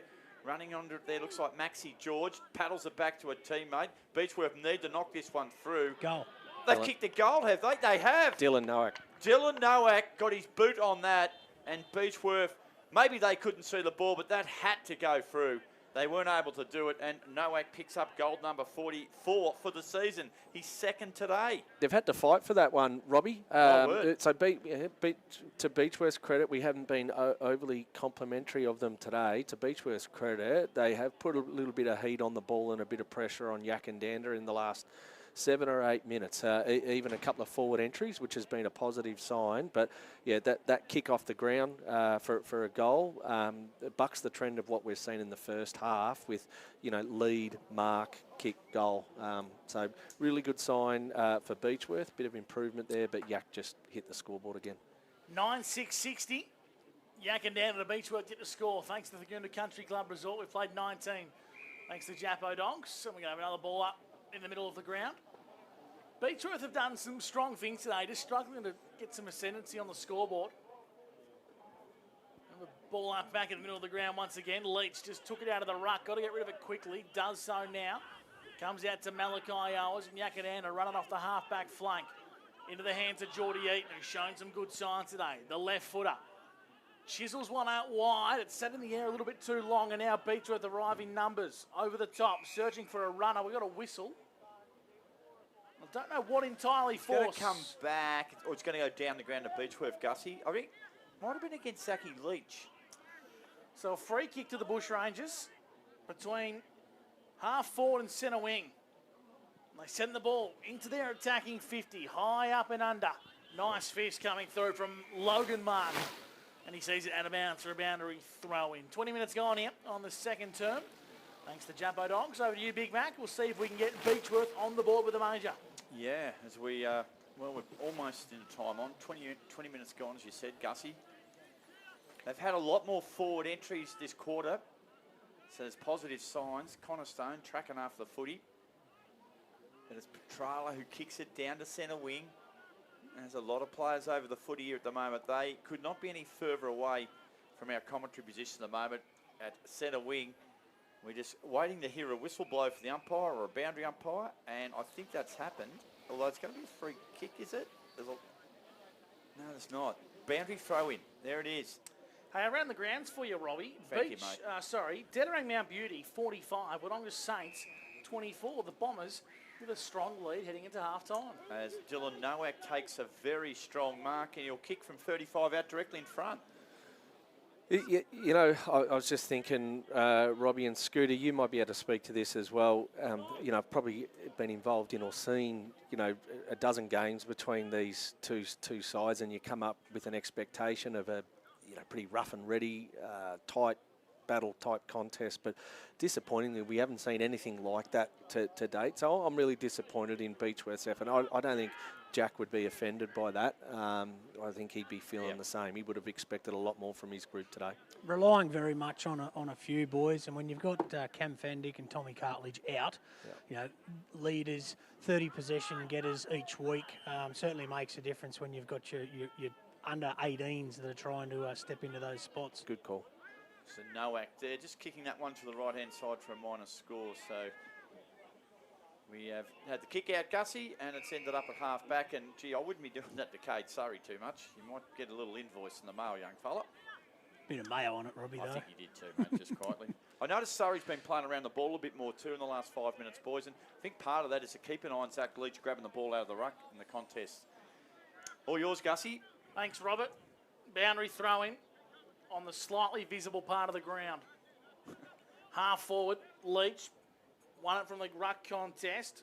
Quinn Bustle was there for Beechworth. Now the ball's in dispute, 40 metres out from Yackandandah goal. Noack busted his way through a bit off more than he could chew, and it's going to be a free kick to the Bushrangers at centre half back in the hands of Brock, who's been good today for Beechworth. They send it out to the scoreboard side. They go long down the line, potentially a little bit too long. Out of bounds on the full. I think you'll find this one. It's like that, Gussie, isn't it? No. Not going to argue with you. Boundary throw-in. Only way I can decipher that is a bloke in green's got it. So a boundary throw-in on centre wing in front of the Coppers, who are probably trying to have a look for someone on this side of the ground, and they will have to make their way over here. The Cops won't be able to see us. Hey, Gussie, just going around the grounds for Bill Tilley. Wins about halfway through the last quarter.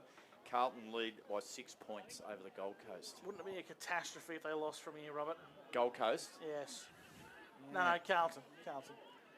Tell you what, our cameraman won't like it either. We might not have a cameraman. And you mightn't have a commentator either, Gus. You can do it all on your own in the fog. Gecko can step up and help you out if you want to be a smart aleck about it. Well, just because Essendon finally had a win. We're back, mate. Yeah. And in typical Essendon fashion, we give up the number one draft pick. Well, everyone's getting a bit shirty up in here Yeah, at the settle moment. down. Gecko, settle us down, mate. Yeah, sorry, on, boys. Another 5 minutes or so, and everyone can have a break. We're not really calling much action at the moment, Gus, because we actually can't see it. No, and there isn't a great deal of it, to be frank. 61 plays 1. Yackandandah lead Beechworth. We'll get some around the grounds for you shortly. As Beechworth have it on the far side of the ground. If you just joined the broadcast, you may think these blokes aren't much chop at calling the footy. Well, we can only see half the ground. The fog is the thickest I've ever seen here at Barmutha Park in Beechworth. Beechworth at home taking on Yackandandah on TDFL Live. Hope you're enjoying the coverage, the little coverage we can bring you. On the far wing, in the thick of the fog. It's in the hands of Yackandandah. Over to you, Big Mac, for the Thaguna Country Club. Thank you, Gussie. So they're going to chip it to the middle of the ground, and Petrala marks. And he will run his full measure. I like that. He goes long, inside forward, 50, and a good grab taken there by the man in the long sleeve. The man from Jappo Donks, Tyres, Wheels and Batteries, Lachlan McMillan.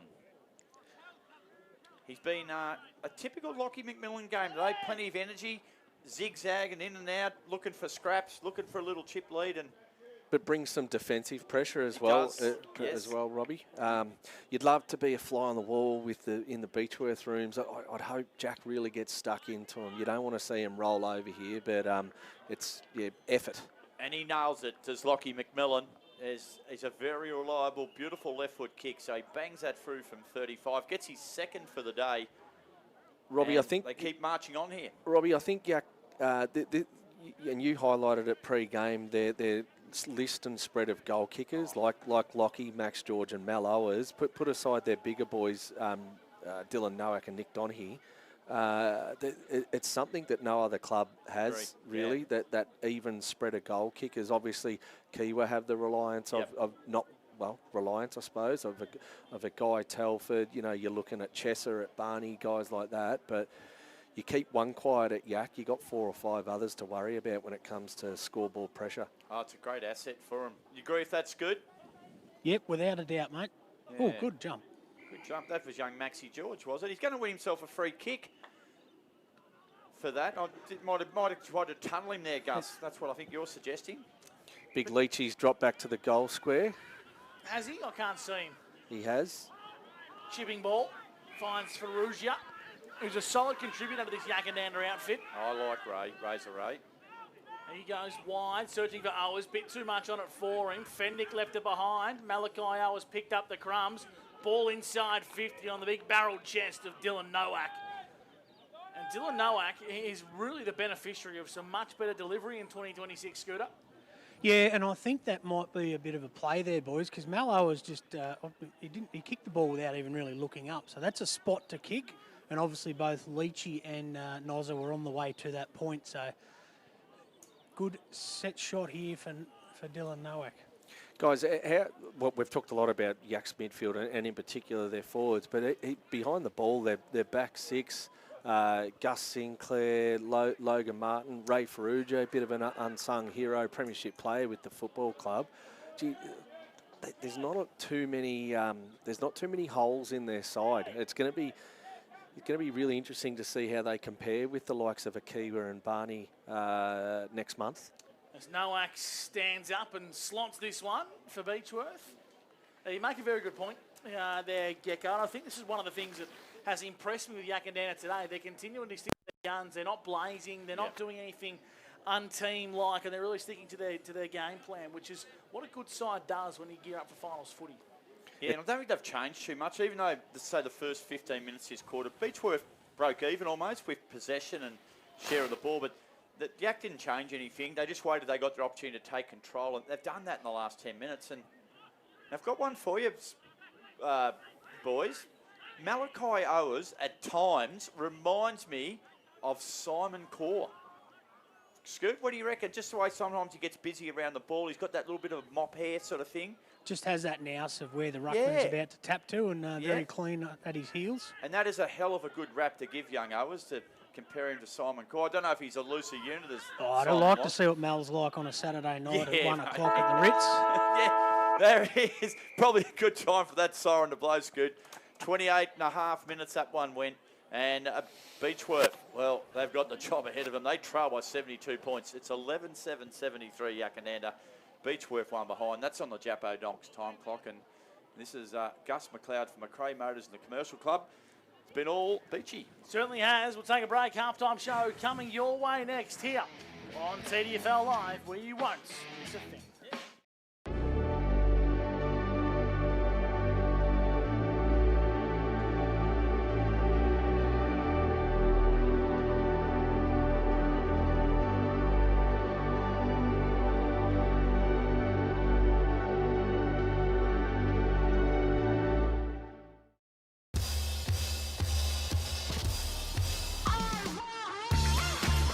The possibilities are endless with Peter Bowen Homes because we build it for you.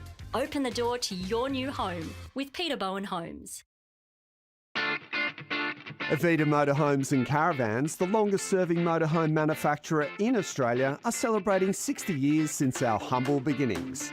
And to celebrate, we're introducing new 60th anniversary models with an exclusive 60-month warranty, roadside assistance and cap price servicing package.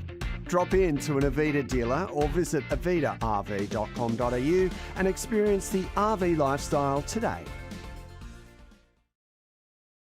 Your battery's not going to have a pie at the footy. Catch a thriller at the flicks. Or entertain you at a fancy restaurant.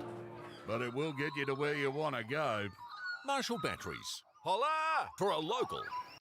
At Ready Group Equipment Sales, we have it all.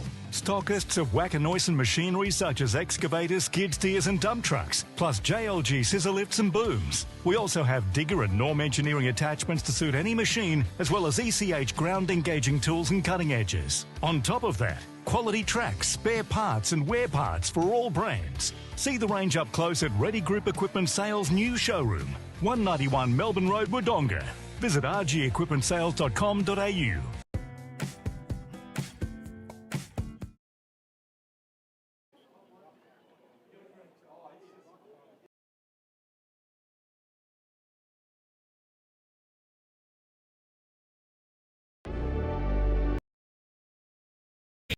You're looking pretty with Duns Twin City.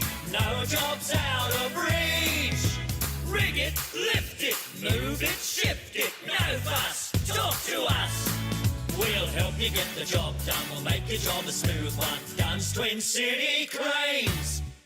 Chanty, Chanty, Chanty, Chanty. Chanty, that's the name to remember. Chanty Holdings are the pros for all the muckiest jobs. For cleaning and servicing septic tanks, treatment plants and grease traps, winery and trade waste, even cleaning car and truck washers. They've been doing it for over 50 years. From Albury to Beechworth, Corryong to Corowa, Wodonga to Yarrawonga, Wangaratta to Henty, and everywhere in between. When it comes to liquid waste, call Chanty. Chanty, Chanty, Chanty. Call 1-800-CHANTY.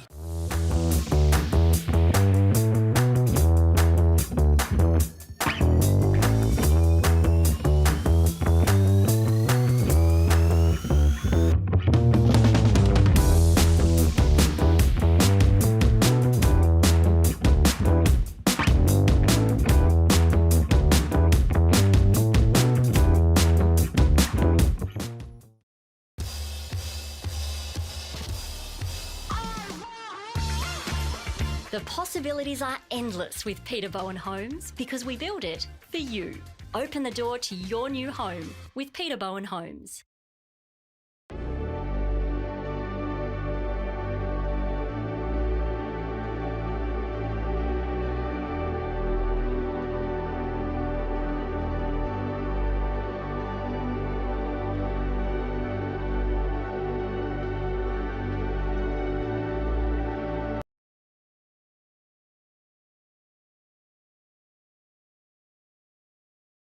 As representative of WFI for general advice only. Always read the PDS and TMDs from WFI.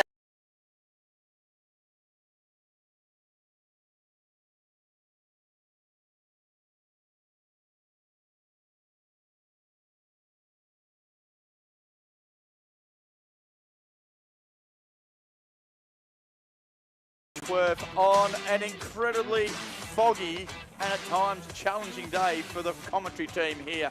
Myself, Robbie McKinlay, Brett Lillis, Gussie McLeod, Scotty Fraser, Travis Cartwright doing an incredible job on camera. But I'll tell you what, who has been else has been incredible? Yackandandah. They lead it 73-1 at half time. They've been clinical. Gecko, you and Scoot both very familiar with the whole setup at Yackandandah, but with finals only a month or so away, you must be pretty impressed what you're seeing so far. Oh, absolutely, and it's got a real Darren Holmes feel about it. Yes. The way they play. If he crossed over and coached someone else next year, which he won't, you'd be able to see the Darren Holmes influence on them. But they're just so well structured.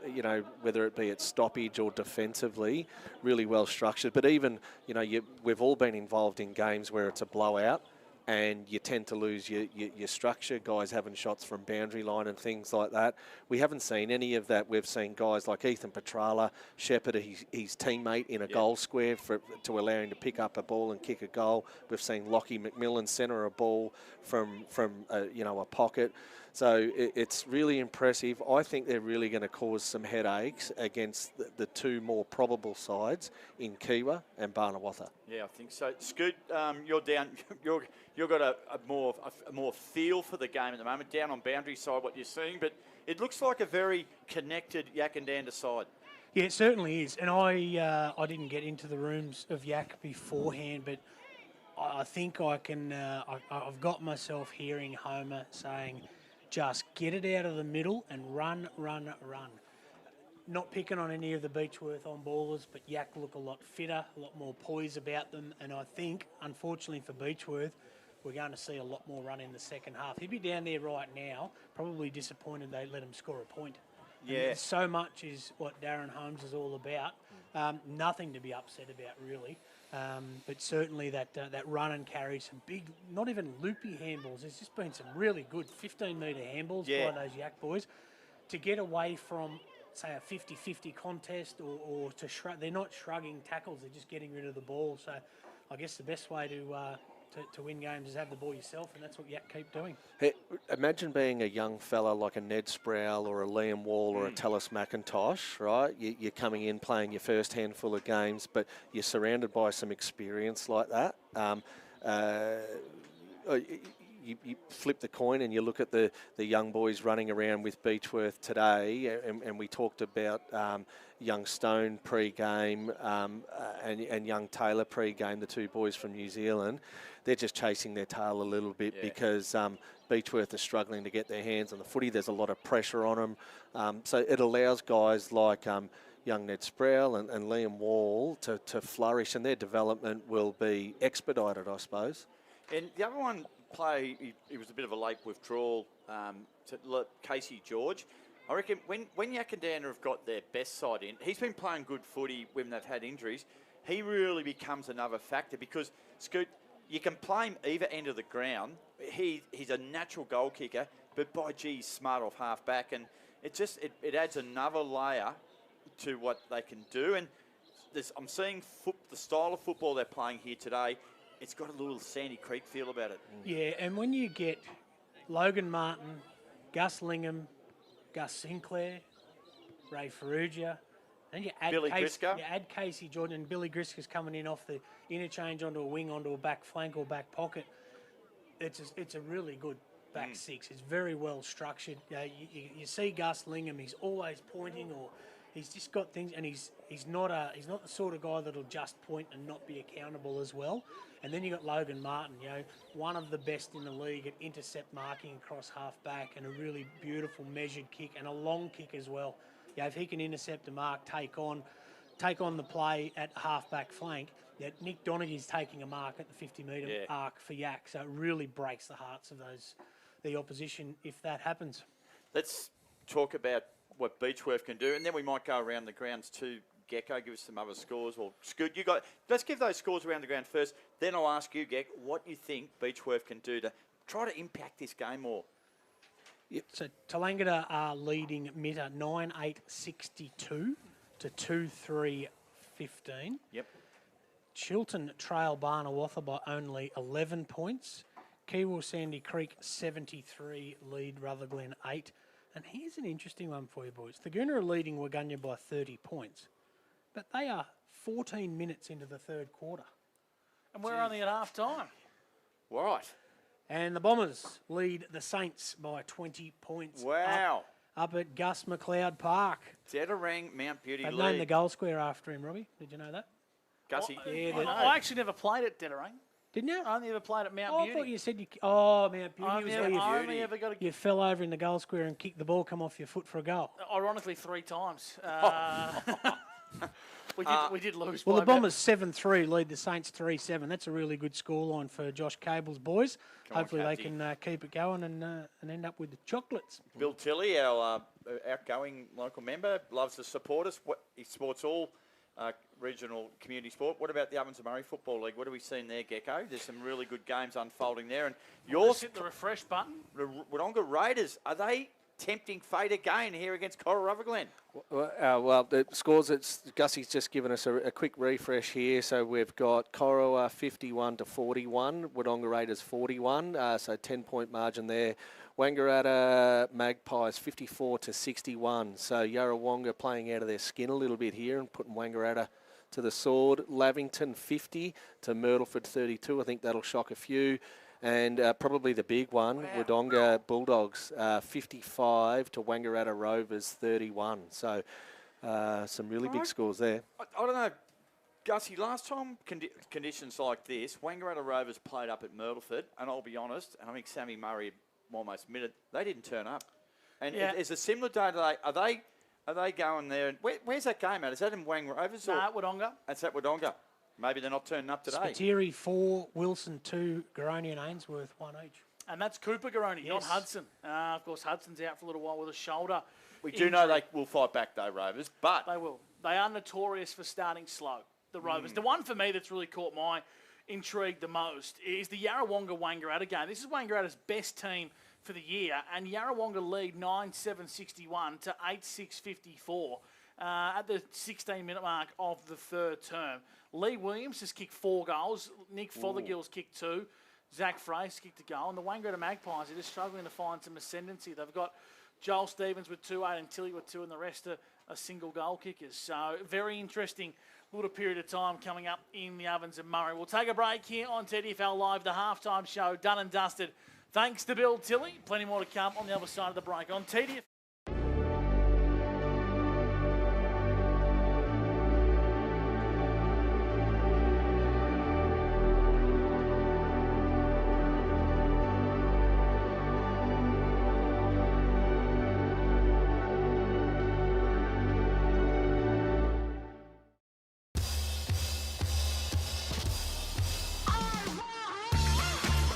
The possibilities are endless with Peter Bowen Homes because we build it for you.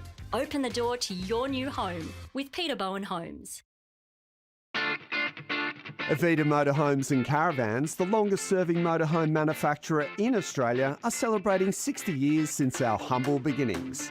And to celebrate, we're introducing new 60th anniversary models with an exclusive 60-month warranty, roadside assistance and cap price servicing package. Drop in to an Avita dealer or visit avitarv.com.au and experience the RV lifestyle today. Your battery's not going to have a pie at the footy. Catch a thriller at the flicks. Or entertain you at a fancy restaurant. But it will get you to where you want to go. Marshall Batteries. Holla! For a local. At Ready Group Equipment Sales, we have it all. Stockists of Yackandandah machinery such as excavators, skid steers and dump trucks, plus JLG scissor lifts and booms. We also have digger and norm engineering attachments to suit any machine, as well as ECH ground engaging tools and cutting edges. On top of that, quality tracks, spare parts and wear parts for all brands. See the range up close at Ready Group Equipment Sales' new showroom, 191 Melbourne Road, Wodonga. Visit rgequipmentsales.com.au. Finer embroidery is in the fabric of our community. Guns, Twin City Cranes. Chanty, Chanty, Chanty, Chanty. Chanty, that's the name to remember. Chanty Holdings are the pros for all the muckiest jobs. For cleaning and servicing septic tanks, treatment plants and grease traps, winery and trade waste, even cleaning car and truck washers. They've been doing it for over 50 years, from Albury to Beechworth, Corryong to Corowa, Wodonga to Yarrawonga, Wangaratta to Henty, and everywhere in between. When it comes to liquid waste, call Chanty. Chanty, Chanty, Chanty. Call 1-800-CHANTY.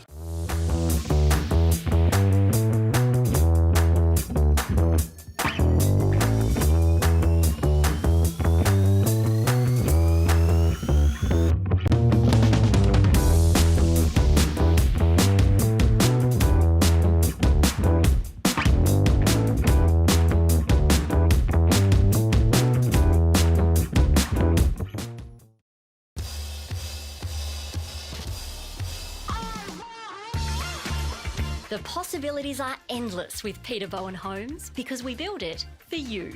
Open the door to your new home with Peter Bowen Homes.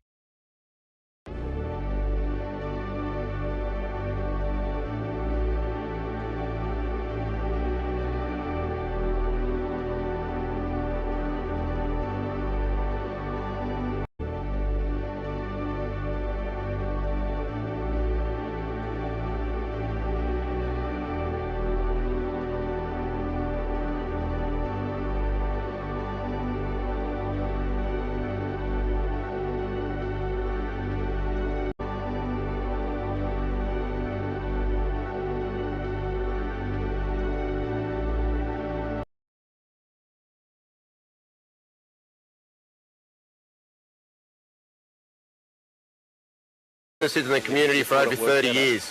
Come see me.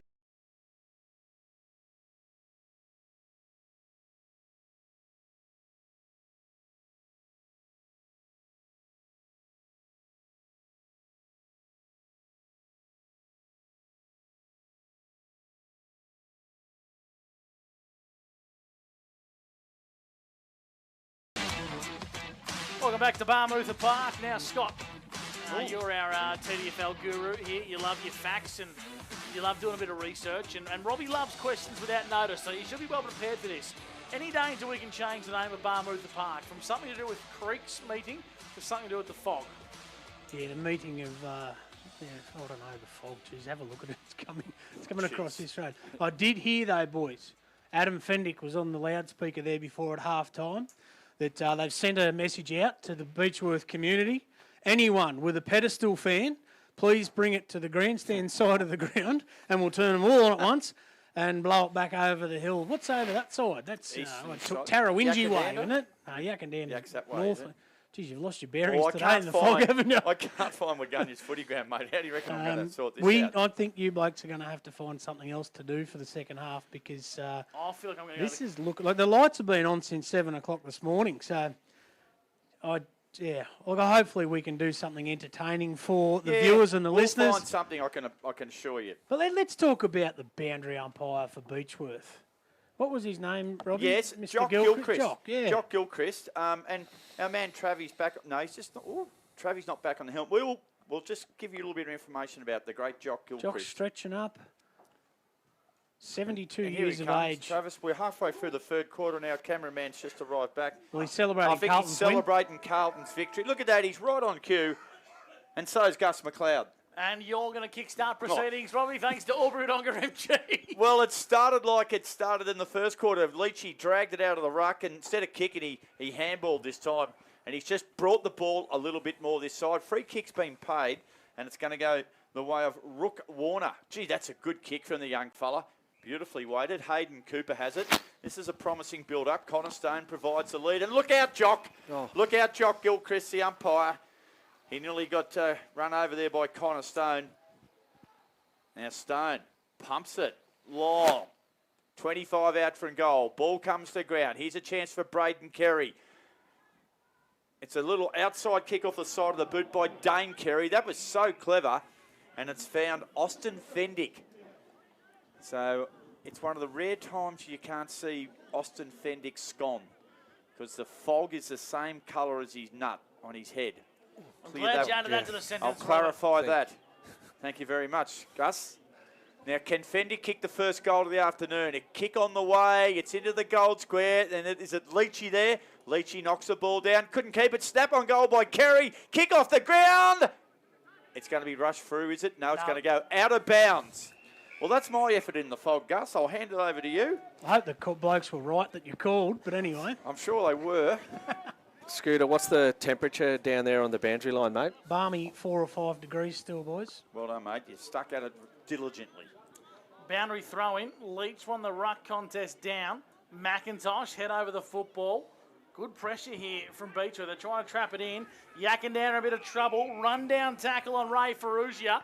Is going to be a free kick here to the Bushrangers. This will be their best shot all afternoon. I reckon Carey's got the Sharon. Gussie, what we haven't seen till now is Beechworth press the ground like this, and they're going to try and lock the football into their forward half. So prior to this, it looked really disjointed and dysfunctional, but there's a clear and concerted effort to try and keep the ball in their forward half. So this is Beechworth's best chance Yep. all afternoon. It's come 2.5 minutes in to the third term, thanks to Albury-Wodonga MG. Dane Carey from 30 metres out on a slide angle. I reckon it's across the face. Doesn't quite have the legs. Will stay inside the field of play. Pinball's around, and I've lost the ball. Rushed behind. Rushed behind, was it? I think. Yes, it is. Rushed behind. It is. So 2 plays 73 here on TDFL Live. Quick around the grounds, the Ovens and Murray. Raiders 55, Corridor 53. Me and Gecko could have a dust up here in the final term. Kick in. Leach overran it. And it's going to be marked there by our man Ray Ferrugia, who's just a clever little high up and under. And Ethan Petrala has it between halfback and centre wing. He goes inside handball to Leachy. Leachy has a look away handball. Back here to Petrala. His kick's a beauty. Looks like there's a chance here. He couldn't hold on to it in the end. It was Maxie George. Cade Surrey hits the ball almost himself. Don't get in the road of him. Eaton comes back at Surrey and crashes into him. McIntosh's handball is questionable. Quick kick there by Charlie Webb, and it's intercepted again by Ferrugia. Gussie kicks it beautifully to Malachi Owers. Owers just forward of centre, inboard. Oh, George, he fell over and it fell into his bread basket. Max. A Bill Tilley play of the day on TDFL Live. Scooter, can I ask, Ray Ferrugia, we've talked about him across halfback today. A lot wouldn't know, but as a junior, he was a forward. I think he kicked nearly 100 in the thirds, or he did kick 100 in the thirds one year. Him and Jay Hillary around that period were kicking bags for fun. Has he spent much time forward at all? Yep. No. When Homer first took over, I remember talking to him one day. They put him back, and here's the shot from George. 45 metres out, steers it through. And George has kicked his third. Yeah, one of those sort of forwards that, and weirdly enough, I found it at Colcam when I was at forward, and Ray Mack came out and he said, "You're a backman," and that's it. Homer said that to Ray Ferrugia, "I want you to play back," and he's been a very, very solid backman ever since. So I've had a few words to Ray about it. That he played as a forward and knew what he didn't like backman doing, and he's done that himself for 3 solid years now. And he's probably one of the first picked with the magnets in the back line each week. So, Ray, Mac hunted you from the forward line. There you go. Leachy, again, extracted it. Braden Carey, clever handball over the top. It's not a bad one, too. I like the look of this. Rook Warner kicks it into half forward. Yak just hovering cleverly. Just not doing anything stupid, and they're going to get a ball up. And that's how to defend on a day like today. No good rushing in on your opponent. Robbie, can I just say that one big difference between Scooter and Ray Ferrugia is Scooter quite often found his way and a way to sneak forward. Still went forward. Yeah. Sometimes you come out after half time and forget which way you were going. Yes. Leach on the ruck contest down. Yackandandah trying to clear defensive lines. They've done a decent job. Pressure comes from Beecher. They win a free kick. Yakka got one down. Gussie just behind that through the fog, if you can see it. Doesn't look well, whoever it is. I think it's young McIntosh. Tallis McIntosh. He's taken the black long sleeve off. He has. That's a bit of a Yackandandah trend, I have noticed. The skins under the playing top. Yeah. Is he groggy? I think he's groggy. He is groggy. I reckon that'll be his day done, Scoop. We'll cross the U boundary side for Bill Tilley. A great view of this one from ground level. Well, he's in good hands there. Doc Lock McKeeman's got him coming off. It looks like they're going to put his arm in a shoulder. Yeah, he might have a pop shoulder, boys. Yep. You'd see Leachy yelling out to the runners and gesturing to get out of here quickly. Yeah, Tallis has taken off over the boundary line. That'll be his day done, boys. So, Beechworth in the hands now of Connor Stone. 60 from goal. He switches straight to a Yackandandah player. Who came on for Tallis McIntosh, Billy Griska. Griska. He's turned it over under the palm hours, and we'll ball the footy up on the... Actually, no, we're not. We're going to get a free on the ball. Yeah, he took him on, to be fair, Gus. Well, fair enough, Robert. Kick into the pocket's a nice chiseler. Hayden Cooper, shot on goal. I think it's a goal. Now, I think, but Beechworth is celebrating. They're on the board with a Bill Tilley goal today. Hayden Cooper with a cracker from the boundary line. It's a shame the footage won't do it much justice. He'll be hanging to see that replay after the game, Hayden, but he's not going to get much out of that, I don't think. That was a cracker, wasn't it? Yeah, unless Trav Cartwright can work some miracles with the footage, there's no highlight there, unfortunately. That's a banana kick from around about 40 out. That was sensational stuff. We're just going to bring it up here on the replay. Yep. Can you see much of it, Gussie? How's it going to come up? Well, you can see it off the boot. Oh, okay. You can see it off the boot. So there is proof that he kicked it towards goal, Robert. Yeah, well, it was an absolute beauty. And every minute he's a genius. So anyway, they're on the board, Beechworth. It's a goal apiece here in the third quarter. Fendick, handball over the top, a bit errant. Quinn Bustle overrun it.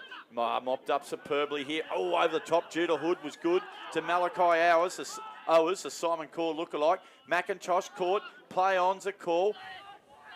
Now we go back to Cade Surrey. A clever little torpedo. Warner, a chance to run onto it. He's a bit of a speedster. He was beautifully tracked by Ray Ferrugia, and he ran him down like a hunting dog in the forest. He just got him, and Warner throws Ferrugia back down, but Ferrugia's going to take the free kick. A Bill Tilley, player of the day contender, tackle of the day. That was just experience by Ray, wasn't it, to corral him and caught him in a tight corner there. He did. The switch from Owers to the foggy side of the ground. Oh, here we go, Gus. Good luck. Play cards for a bit, boys. Now, our sister station, 3YBFM in Warrnambool, they normally patch in the four legs of the quaddie to their football broadcast, and when I heard they did this, I thought it was a bit skew-if, but now I'm starting to see the value in patching through the quaddie. We might have to try and reinvent something here, Robert. What do you want me to call the 7-foot sail or something, Gus? Well, I reckon, judging by Barmutha Park's grandstand, there might have been some form of a racetrack here back in the day. I've just sent you a photo, boys, from the Yackandandah footy ground. Someone's back there having a walk, and it is clear as... Well, let's pack up at three-quarter time and head to Yak. How far is Yak to Beechworth, Scoot? I think I said 18 Ks. We might just check that. I reckon we can move down there. Head over the football was Carey.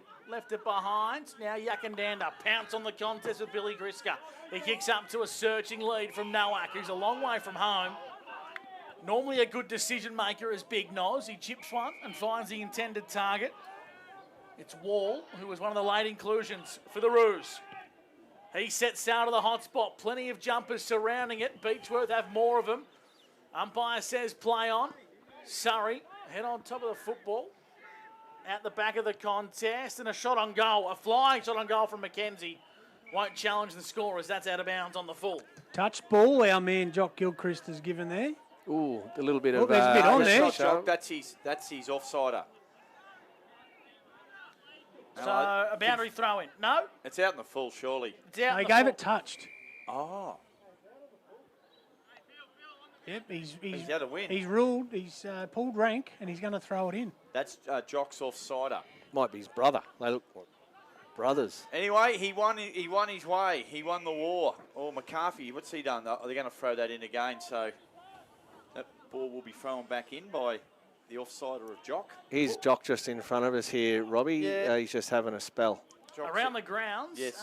Rovers have brought the margin back to 4 points, 51 to 55. They're good at doing that, aren't they? They never beat that mob. And here we go. Can Yak break here? They can. A quick kick. Chance for McIntosh. Couldn't quite control it. Here's a chance now. Quick kick up and down the string by Brent Surrey. Finds his teammate in Austin Fendick. Got a handball back to McCarthy. He punts it out to the far side of the ground.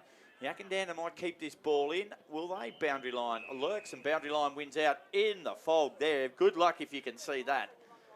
And it's going to be tossed back in and probably a good time to hand it over to you, Angus. We'll get some expert opinions from Scott Scooter Fraser in the third term for Albury-Wodonga MG. Park to park, Barmutha to Butson is 22 kilometres by road, but it's about 11 as the crow flies, boys.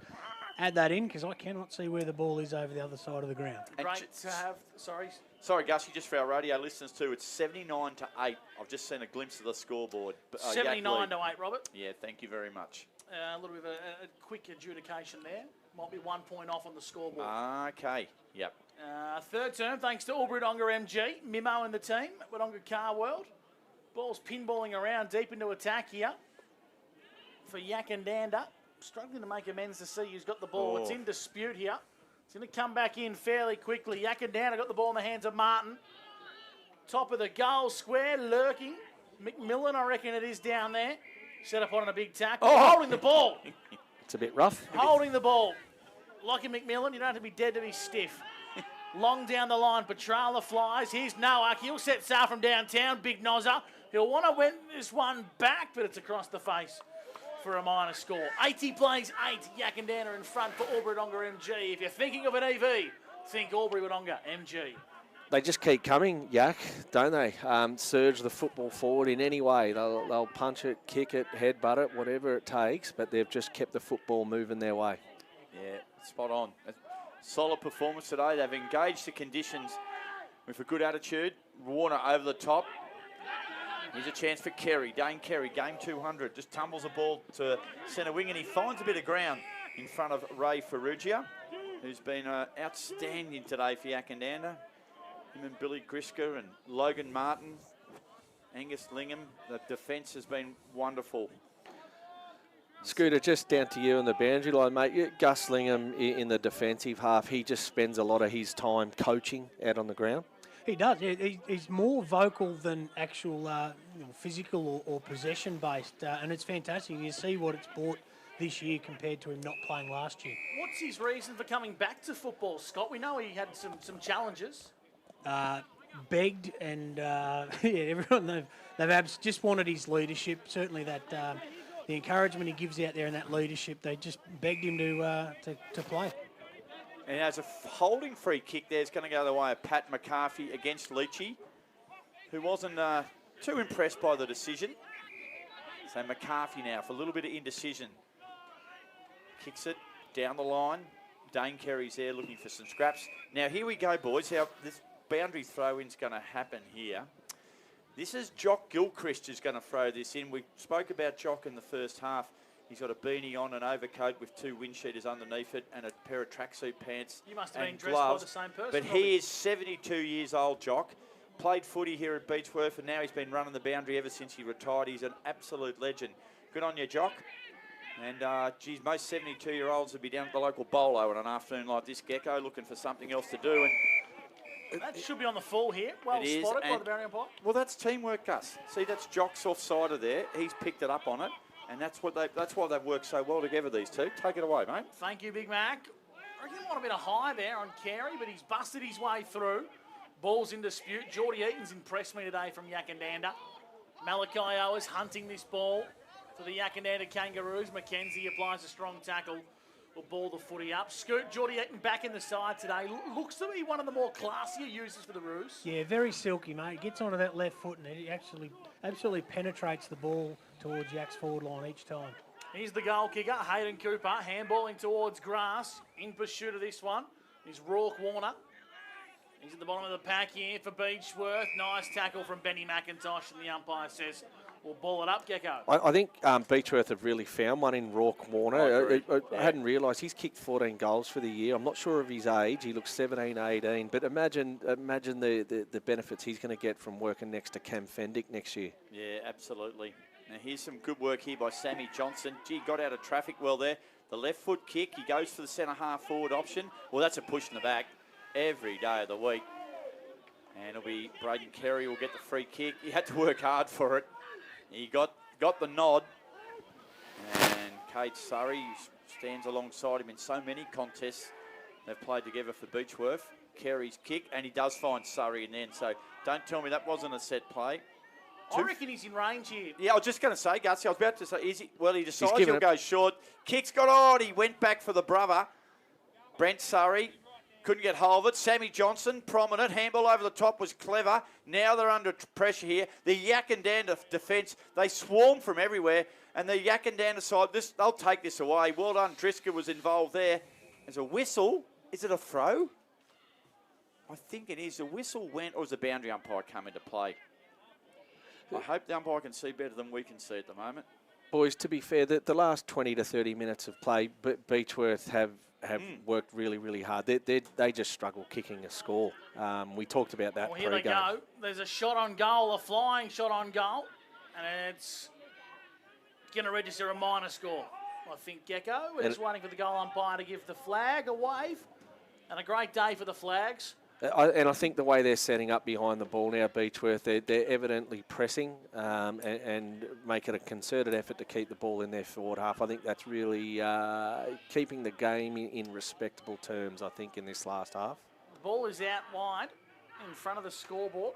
It was Hamish Malson who kicked that point. Well spotted there, Big Mac. I was calling him Maslam in the first half. And As was I. Gav Sinclair, who doing the timekeeping in there, and lovely bloke, Gav. He pointed out to us in a good fashion, wasn't it, Gus? Well, Scott's fashion of pointing it out to me wasn't as nice. He was a bit more subtle, wasn't calling me a few expletives via text message, and had to go and have a conversation off air with Scott at half time just to clear the air. Sort him out. No, I'm in trouble when you call me Scott. I'll wait till I start calling you Scott William Fraser. Hey, for Bill Tilley, anything happening around the ground, Scott Fraser? Yes, Tallanga to lead Mitta by 62 points. Barnawatha have just kicked the goal to go 12 points up over Chiltern. That's a close one. Kiwasandy Creek 83 lead Rutherglen 9. Thaguna 82, Waggunya 42. And we can't get it updated since we saw that 20-point lead to Dettering over the Saints. I'm going to start calling because the fog's starting to lift here at Barmutha Park. He's Beechworth back. get a rare entry. Carey sliding in with a big crunching tackle there was Logan Martin. He's impressed me today. We're wondering where you were, Gus. No, I'm just in the back of the box here, just He's working my way live through in the things. quaddie. And the fog's starting to set once again. So over to you, Big Mac, for Bill Tilley. Thank you, Gus. Inside half forward here. Can Beechworth get another one? Braden Carey was shepherded off the ball. Good work there by Benny McIntosh. He delivered a handball out to a teammate who was beset upon by a couple of Bushrangers. And we're going to have a ball up. So they're doing a fair bit of attacking this quarter, Beechworth. They did kick their first goal, only goal of the game through Hayden Cooper, an absolute cracker. Yes, Scott, what do you got? I'll get to you shortly. Now's probably a pretty good time because it's gone to that far side of the ground. Nick Donaghy has it in hand. What do you got for me, Scott? Oh, it's just a couple of Yak blokes are keen on the score in the Hume League at Brock Burham. Young Jim Lawson from Yak's gone out there. Watched They're him leading last week. how long? 54-21. Watched him last week, Scott. He was good. Here comes Petrala from long range. Here's a go, running onto it and taking a mark. Oh, I thought he might have been paid. He was a bit stiff, the young fella. Was it young? Ned Sproul. Neddy Sproul. Yeah, geez, he nearly held it long enough. It's going to be a ball up, Gus. 20 metres out from the Yackandandah goal. They lead 80-9. Thanks, Big Mac. Thanks to Albury-Wodonga MG. If you're thinking EV, think Albury-Wodonga MG. Petrala sits in the hole. An effort there resembled me fielding on the boundary. Dropped to Dolly. Surrey applied a good bit of defensive pressure. Ball's in dispute here on centre wing. Beechworth slow to get towards the contest. Yackandandah trying very hard to inch and grit the ball forward. Eaton was absorbed in a tackle and will ball the footy up on the defensive point of the square for the Bushrangers. Boys, I can tell you another around the ground score, and Murray Magpies look like having their first win of the year. They lead the Crows by 19 points. Gee whiz, it's going to be a bad night to live in Lavington. Long down the line go the Bushrangers. Off half back, the Roos searching for Petrala, out of bounds. I think on the full, Aussie Fendick keen to get a free kick here.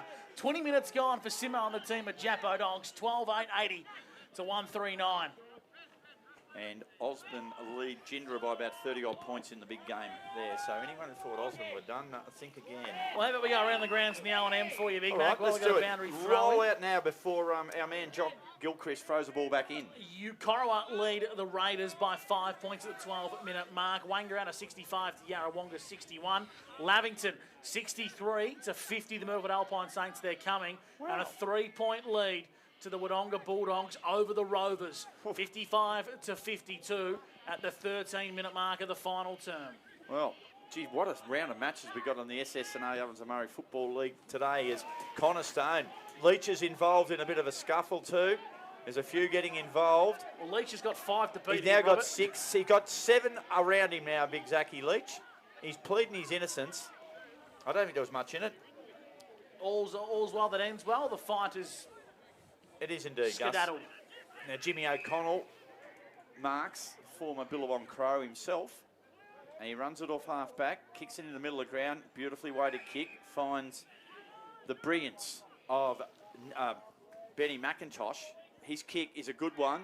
Here's a go. Look at Petrala, all on his own. They'll go to him. He'll mark on his chest, and he'll stop right where he is. He'll go back, have a shot on goal. Is he playing on a wing, Petrala? Because his gut running is outstanding. Yeah, it started on a wing. Ollie Kavanagh was on him.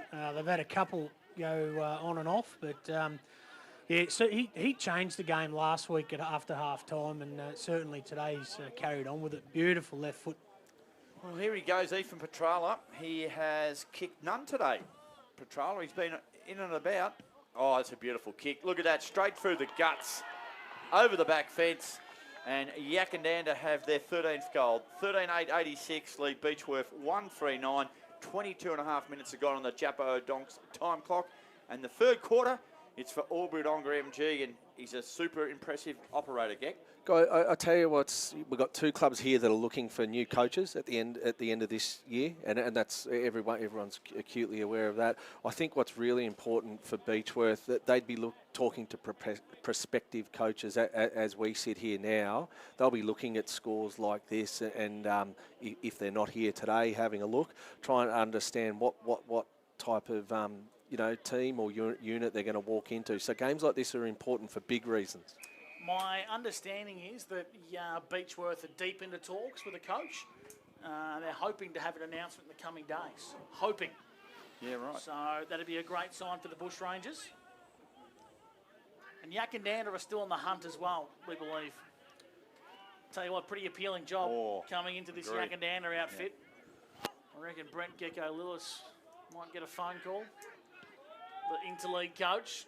Inside forward 50. Went through the mitts there. I think it was Big Nozzer at the back of the contest. Going to get a ball up at the top of the goal square, Scooter. Dylan Nowak's at the other end, Gus, so the fog is certainly playing mind games with you. Logan Martin it was. Go to you, Big Mac, because I can't see Shizen. Thank you very much for that, Gus. Another big game out in the Hume today is CDHBU versus Colcan. That one is almost a playoff for 6th spot, and CDHBU lead Colcan by 3 points at the moment. Another elimination final somewhere else. Yeah, that's a good analogy, Scott. I've heard that before. Gee, who said the fog's lifting? You're crazy. I think it's come thick. I reckon it's as thick as I've seen it out in that far side of the ground. Yackandandah have it.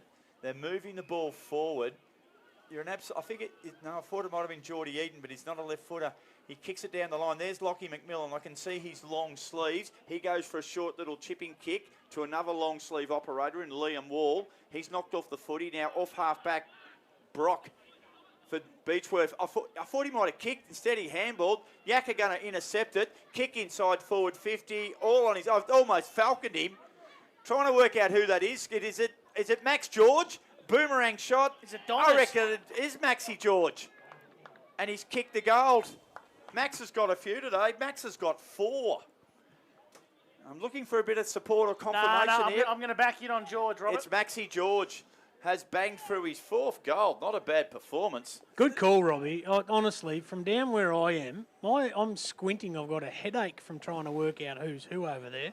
That was a pretty good call. And Maxi George, most of last year in the twos, an absolute revelation.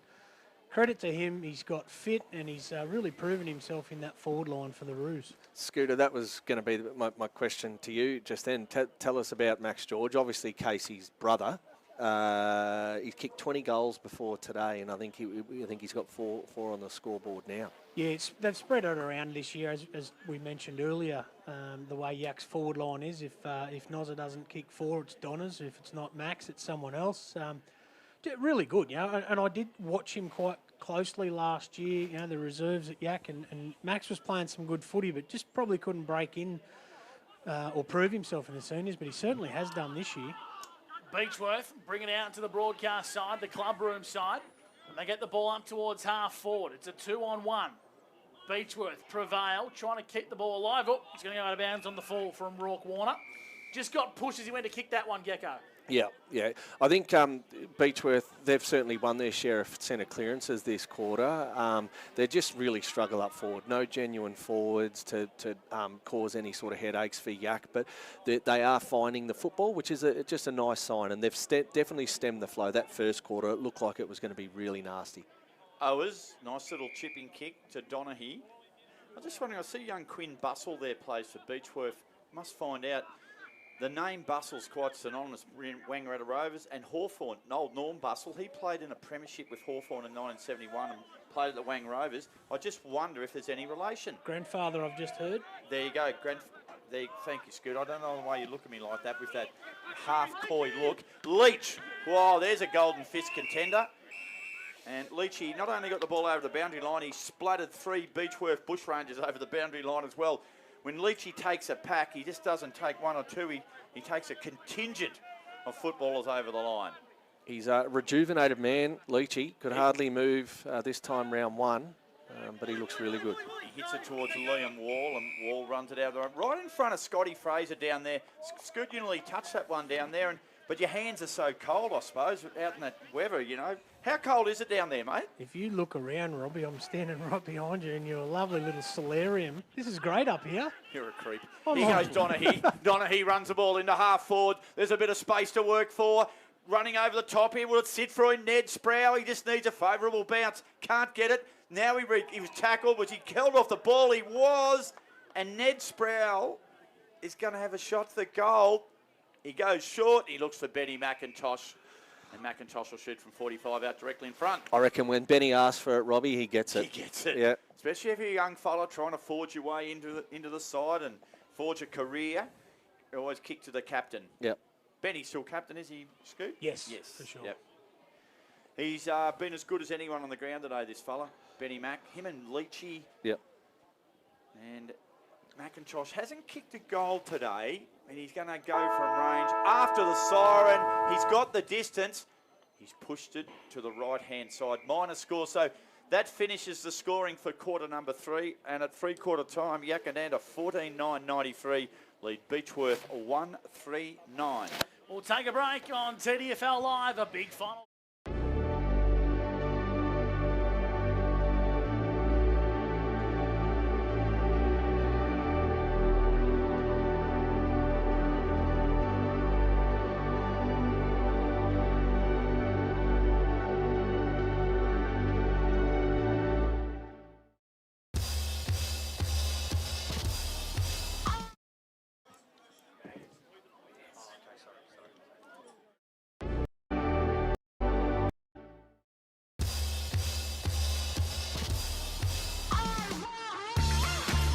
The possibilities are endless with Peter Bowen Homes because we build it for you. Open the door to your new home with Peter Bowen Homes. Avita Motorhomes and Caravans, the longest-serving motorhome manufacturer in Australia, are celebrating 60 years since our humble beginnings. And to celebrate, we're introducing new 60th anniversary models with an exclusive 60-month warranty, roadside assistance and cap price servicing package. Drop in to an Avita dealer or visit avitarv.com.au and experience the RV lifestyle today. Your battery's not going to have a pie at the footy. Catch a thriller at the flicks. Or entertain you at a fancy restaurant. But it will get you to where you want to go. Marshall Batteries. Holla! For a local. At Ready Group Equipment Sales, we have it all. Stockists of Yackandandah machinery such as excavators, skid steers and dump trucks, plus JLG scissor lifts and booms. We also have digger and norm engineering attachments to suit any machine, as well as ECH ground engaging tools and cutting edges. On top of that, quality tracks, spare parts and wear parts for all brands. See the range up close at Ready Group Equipment Sales' new showroom, 191 Melbourne Road, Wodonga.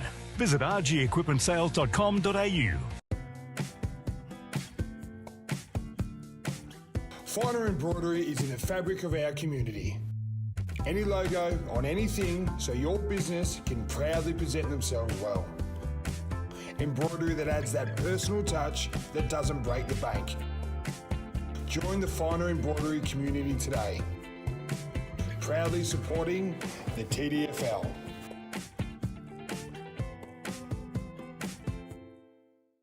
We'll help you get the job done. We'll make your job a smooth one. Dunn's Twin City Cranes. For your semis, riggers, spotters, cranes. Safety is our second name. You're looking pretty with Dunn's Twin City. No job's out of reach. Rig it, lift it, move it, shift it. No fuss, talk to us. We'll help you get the job done. We'll make your job a smooth one. Dunn's Twin City Cranes. Chanty, Chanty, Chanty, Chanty. Chanty, that's the name to remember. Chanty Holdings are the pros for all the muckiest jobs. For cleaning and servicing septic tanks, treatment plants and grease traps, winery and trade waste, even cleaning car and truck washers. They've been doing it for over 50 years, from Albury to Beechworth, Corryong to Corowa, Wodonga to Yarrawonga, Wangaratta to Henty, and everywhere in between. When it comes to liquid waste, call Chanty. Chanty, Chanty, Chanty. Call 1-800-CHANTY.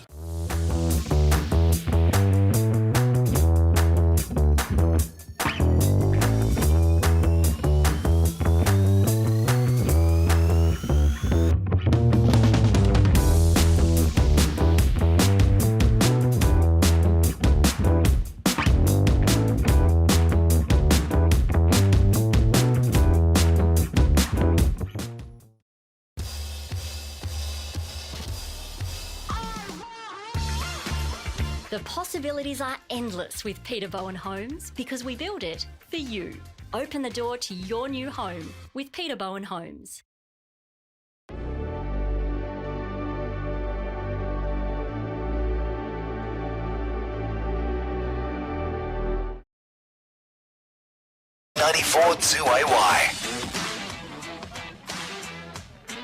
Welcome back to TDFL Live here on 1494 2AY. Three-quarter time sees Yackandandah 14-9-93 to 139. The final term coming up at JBI Electrical. Around the grounds from the O&M, the Raiders holding on to a 1-point lead over Cora rather than in the dying stages of the final term. Gus McLeod, Gecko Lewis, Rob McKinlay and Scrooder Fraser with you. What's happening out here at three-quarter time in the middle of the ground there, Scott? Boys, I think the main thing that Jack Neal was trying to get across to them was just a little bit of heart in the last quarter. Show a bit of respect to all the people around you and the supporters and the sponsors. Wasn't yelling or anything like that. He's obviously just realised that, Yackandandah are a class above today, and basically, just put a bit of respect in the scoreboard if they can kick a couple and get them going. It looks like Cade Surrey has the dressing gown on, boys. Robbie did mention when they ran out at half time that he had a bit of tape on the left calf. He might have succumbed to that injury. Didn't get over to the Yak one, but they've just parted, and it looks like they're up and about, ready for a big last quarter. Scoot, we appreciate your efforts today. It's Bloody tough conditions out there, mate, and you've been right in amongst those huddles, whether it be at three-quarter time or quarter time. So we appreciate that, mate. You're sniffing the liniment, and Well, as I look up to the box where you guys are, I see you've turned your heater off. What's a bit hot, is it? We had to, mate. Around the grounds, the Raiders have beaten the Roos by a point on O&M duties there. So that's a big, big win for the Raiders, their second win of the season. 9-13. 67 to 10-8, 68. A great win for the Raiders. And of course, I think Corowa got Raiders at Birrelly Park by 1 point earlier on in the year. So it's a nice reward for effort. Don't give up just yet on the Rovers. They trail by 7 points to the Wodonga Bulldogs at the 27.5-minute mark in this game there. Gussie, can I just say, in the Raiders senior side today, there's 5 boys from the under-18s play in the senior side today. So it's a fantastic effort for the football club. You got Reese Finnemore, Ashton Everett, Callum Moffat,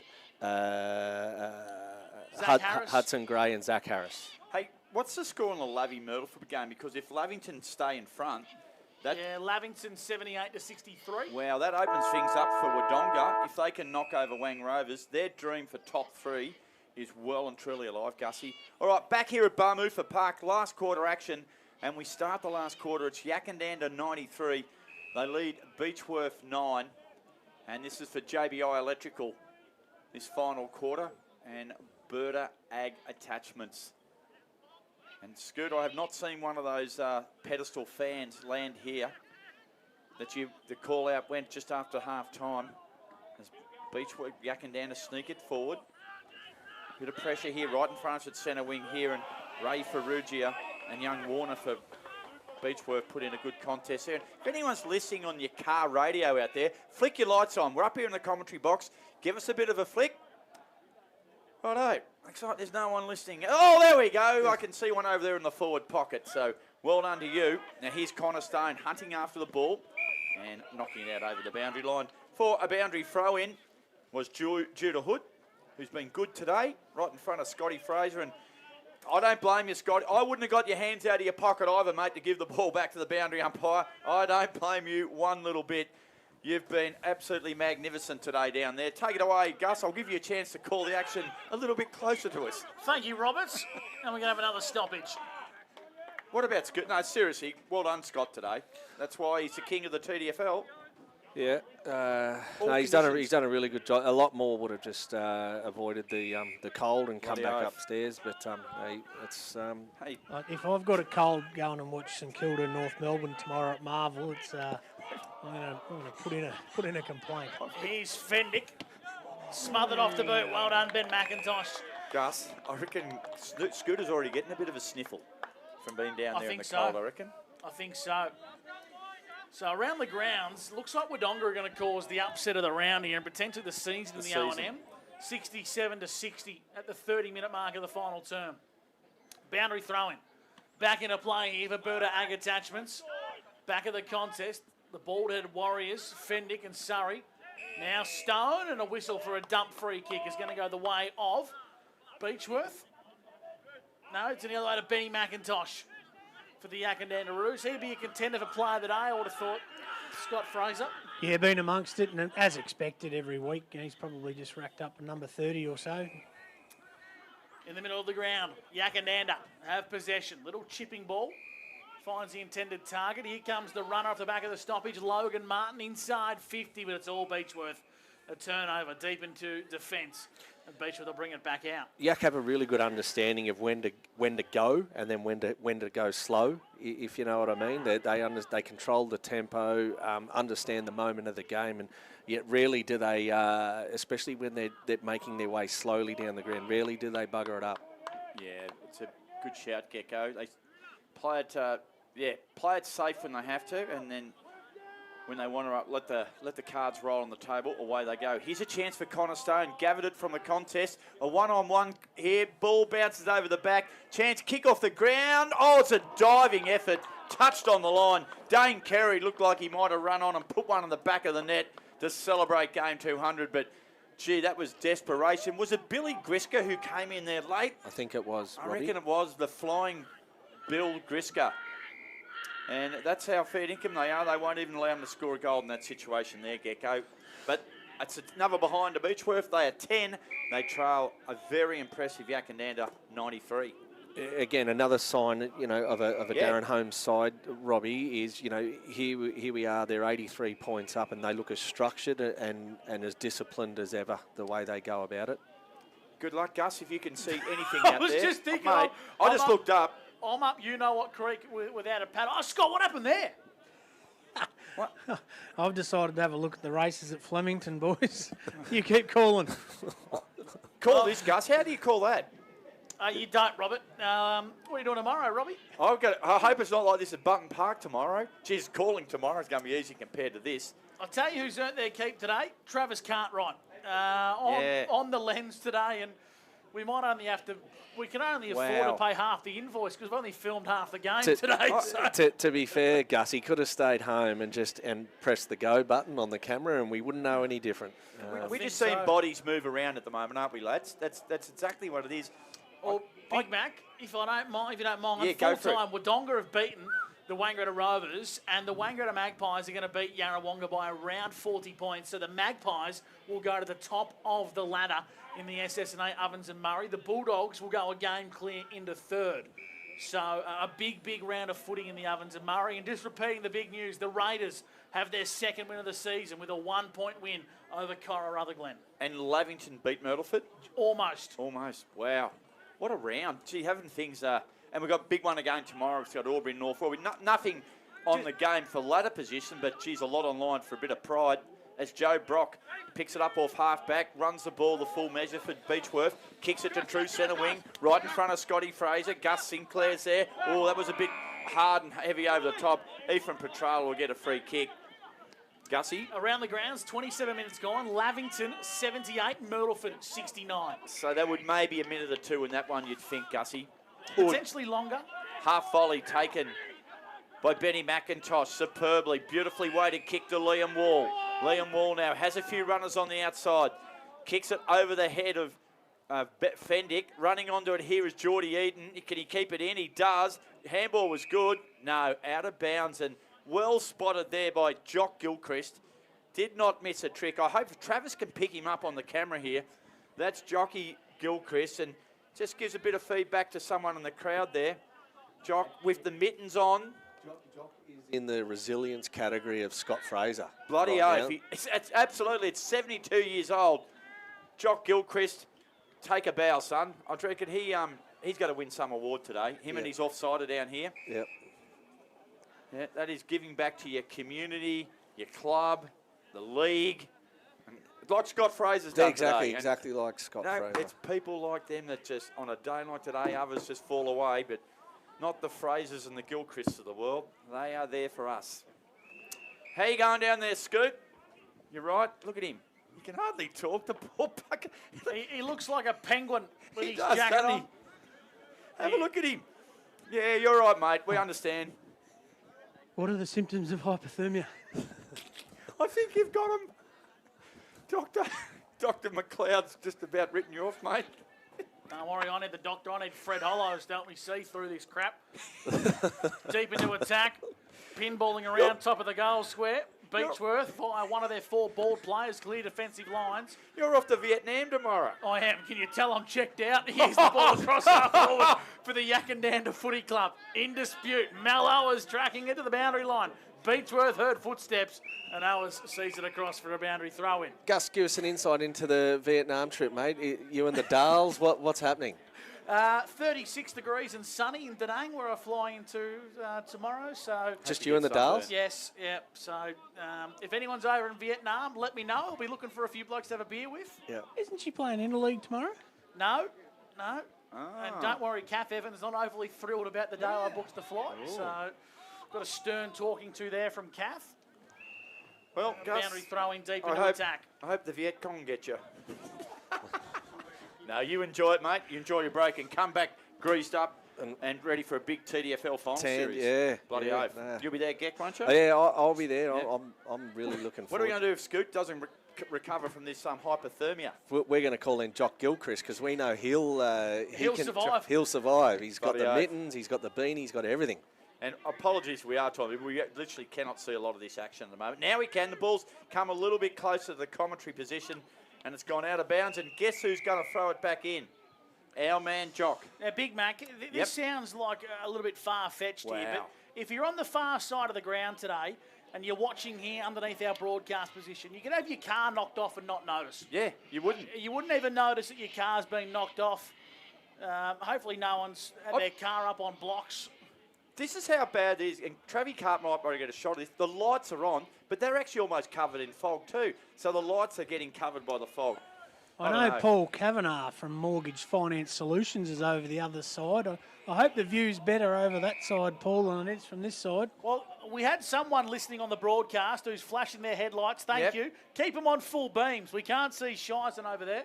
This is the heaviest it's been all day. Give those lights a flash again, please. That man in the forward pocket or lady or... There we go. Hey, here we go. Look at this. And we apologise for the level of broadcasting that we've got this afternoon. Put your high beamers on. We need all the help we can get on centre wing. Actually, what we can do is we can get the people in the car on the phone. They can call on that side of the ground and we'll patch them in. We'll ball it up here on centre wing. Some around the grounds in the ovens of Murray repeating some big scores. Myrtleford look like they're going to get pipped here. 27 minutes gone. They trail Lavington by 10. And the Bulldogs have beaten the Rovers. And the Magpies are going to go to top spot. Ball's on the far side of the ground. Over to you, Big Mac, for Bertarag Attachments. Bloody Billy Griska's kicked the ball to the far side of the ground. Now we cannot literally see anything. There's a Yak player just gone down, but he's going to get up. And the ball is somewhere. Someone has taken a mark on the far side, on the wing, and they've kicked it long down into the Yackandandah half-forward line. I can see the umpire in the middle of the ground signalling a free kick towards Yackandandah. Is it, Gus? Gecko? I don't know, mate. I'm at Flemington for the last leg of the quarter. All right, well, good luck with that, Gus. I'll try to make up the action here. And it'll be Yackandandah will have a shot on goal. And I think it's Scott Fraser. I'm actually struggling to see where the ball is. I'm being honest. For those that are tuning in on the YouTube channel, it's harder in person than what you're seeing on the stream. It's a left footer. It might have been Geordie Eaton. Oh, that's a good grab. That's Take Lockie. it in the goal square. That is Lockie McMillan. That's Dick's son. Son of Dick. Big Dick McMillan, the son of, and Linda. Don't forget Linda's part in that effort too. Yep. And it'll be Lockie McMillan who'll go and have a shot on goal here. Gee, what about that for a grab? Nephew of Dave. Nephew of Dave, yeah, Dave. One of the greatest McMillan of all. Employee of Zach. And here he comes. Lockie McMillan does it for Jappo Donks. And the goal umpire, where are you, mate? I've given it a goal, Robbie. That's a goal. They're making their way back to the They make the centre. celebrations. There's high fives. And this, seriously, is the heaviest we've had. Oh, is that, we're just looking at a replay. Is that the replay? That's the replay. Righto. There you go. Yeah, So- for those that are watching, that is not the Falls Creek snow cam at Dingo Dell or whatever it is, a Wombats Ramble. That is live from Barmutha Park. 99 plays 10 here on TDFL Live. Can we get an update for us, Scooter, in what's happening between Dedarang Mount Beauty and the Wodonga Saints? No, I think the fog has moved up the Kiowa Valley and shrouded the Starlink at Gus McLeod Oval there at Dedarang. The scores on Play HQ have frozen at half-time. Dedarang 7-3-45, Saints 3-7-25. Can a game be called Can off somebody the fog? please text in and give us a score up there? We want to know. Well, yeah, sorry, Scoot. Yak go forward again. They've got it in the forward pocket. There's a contingent of darker coloured jumpers and white jumpers. And I've seen the field umpires signalled throw it in. So it'll be a boundary throw in the forward pocket for Yackandandah. I'm going to get me binoculars out here, and that's not. I might as well have Stevie Wonder calling here at the moment because that's not going to work. Another whistle. It'll be a ball up, 25 out from the Yackandandah goal. This is seriously Robbie, a tough gig. So a couple of some real dominant players from Yak today. Who stands out for you, mate, at the 13-minute mark? Sorry to interrupt, going around the ground. The Bombers up by 11 points in the dying stages of the final term. Wow, Deaderang Mount Beauty. Deaderang Mount Beauty in front. What a day of upsets and... It's a huge day of upsets, isn't it? Oh, That's the Mark Armand Cup staying at Deaderang. here we go. Alaka Malachi flew high, couldn't mark it. It's mopped up in the fence. Great running tackle there by Yackandandah. Who took that tackle down? He's going to be awarded the free kick. I seriously can't. When he turns around here, we might get a look at his number. It wasn't Leachy, was it? Jeez, it's a bigger frame body. It's Maxi George. Maxi George is going to try to kick goal number 5. Now, we're going to have to watch for the reaction of the players around him because we're no chance to see if this is going to go through for goal. Travie, just film the bloke kicking the goal. Don't worry about the ball. The celebration will tell it all. Max George for goal number 5 has kicked it. Oh, yes, he has. Maxi George has 5. It's not the wildest celebration. They're just happy to see Max. Hey, fellas, we've talked a bit about Dylan Nowak today and Max George, but they're just actual fines for this year for Yak. And between the two of them, they've kicked 70 goals. That's amazing when you think about it. One of them was running around in the twos, and one of them was playing for Wodonga Saints, who sit firmly down the bottom of the ladder for the last few years. To be able to pull them into this side and get that sort of return out of them is huge by Homer, and it's got a huge credit, actually. Yeah, well, Homer, saw that he kicked 52 goals in a side that finished, well down the ladder last year, and there's something about him, and he's certainly proven it. In the middle of the ground. Yeah, thanks, Robert. I was just trying to find some other content to bring to the table. Here's the go for Fendick. I reckon he's been super today for Beechworth. As they get the ball up to half forward, the mark has been paid. It's in the hands of Rourke Warner, who kicks the ball to the foggy side of the ground. Put your headlights on, mate. We need the help. It's going to be a shot on goal here from the previous goal kicker in Cooper. And Cooper has kicked a point, I think. Is it a point? I'm waiting for the flag. Any help would be greatly appreciated. Wow. A minor score. 1-5-11 to 16-9, 105. 15 minutes gone here in the final term. Thanks to JBI Electrical, the electrical and energy system specialists. Well, great work, Gussie. At half-back here, Yackandandah got it. It's our man, Billy Drishka. Billy, he's done it again, Gus. He's kicked it towards the other side of the ground. Come on, Billy. Play the game. Can we bring fines in a TDFL Live, Scoot? We can do it. Fine the players for switching the ball. Now, here's Jimmy O'Connell. That's true centre half-back. Jimmy, come this way. Oh, look at this. Jimmy has gone to where that bloke is flashing his lights out there in that forward pocket, half-forward flank. Goodness me. Flash your lights. Flash your lights if you're on the far side of the ground and you're listening to this call, because look at that. Hey, Scott, you've got an update for us. Wow. Deaderang Mount Beauty versus the Saints. Yeah, I think it's care of Phil Bullivant up there, the coach of the A-grade netball. The Bombers are up by 17. I think they're at home.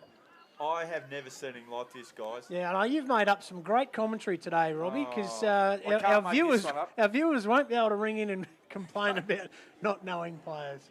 Angus, describe this for me now. No, just hang on a second here. Who's this on the boundary line here? Is that Geordie Eaton? Yeah, Geordie. Hey, Geordie, any danger bringing it out this side, mate? We can't see. Bring it out this side.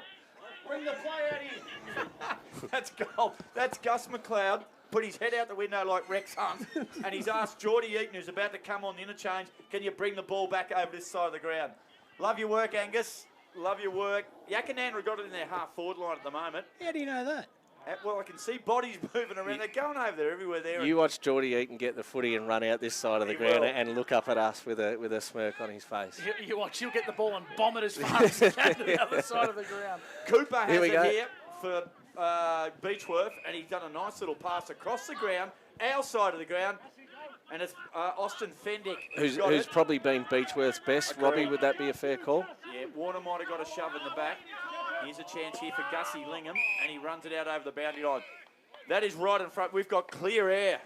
Clear air. Look at this. I'm going to call this one. Gus, thank you, Robert. Your turn. And even that doesn't look great, but Gus, make the most of this, mate. I wonder how many people are tuning in and watching this stuff. 36 people. Well, they need a medal too. Leach, he's starting to get busy at the right time of year. And what a gallant performance this has been from Cade Surrey. He had the dressing gown on. Yeah, he had the dressing gown on. The Surreys, of course, we also know that the Careys are doing a fantastic job for this footy club. I wonder if Scott Fraser's pinched his dressing gown off him. Full time at Deterang Mount Beauty, the Bombers have won by 17 points over the Wodonga Saints. Well done. The Mark Arman Cup's going to go back to Deterang. Scooter Fraser. How good's that? That is fantastic. Really good result for Josh Cable and the guys there. Onwards and upwards for the Bombers from here. Over to you, Robbie. Thanks, Gus. On you. It is half forward for Beechworth.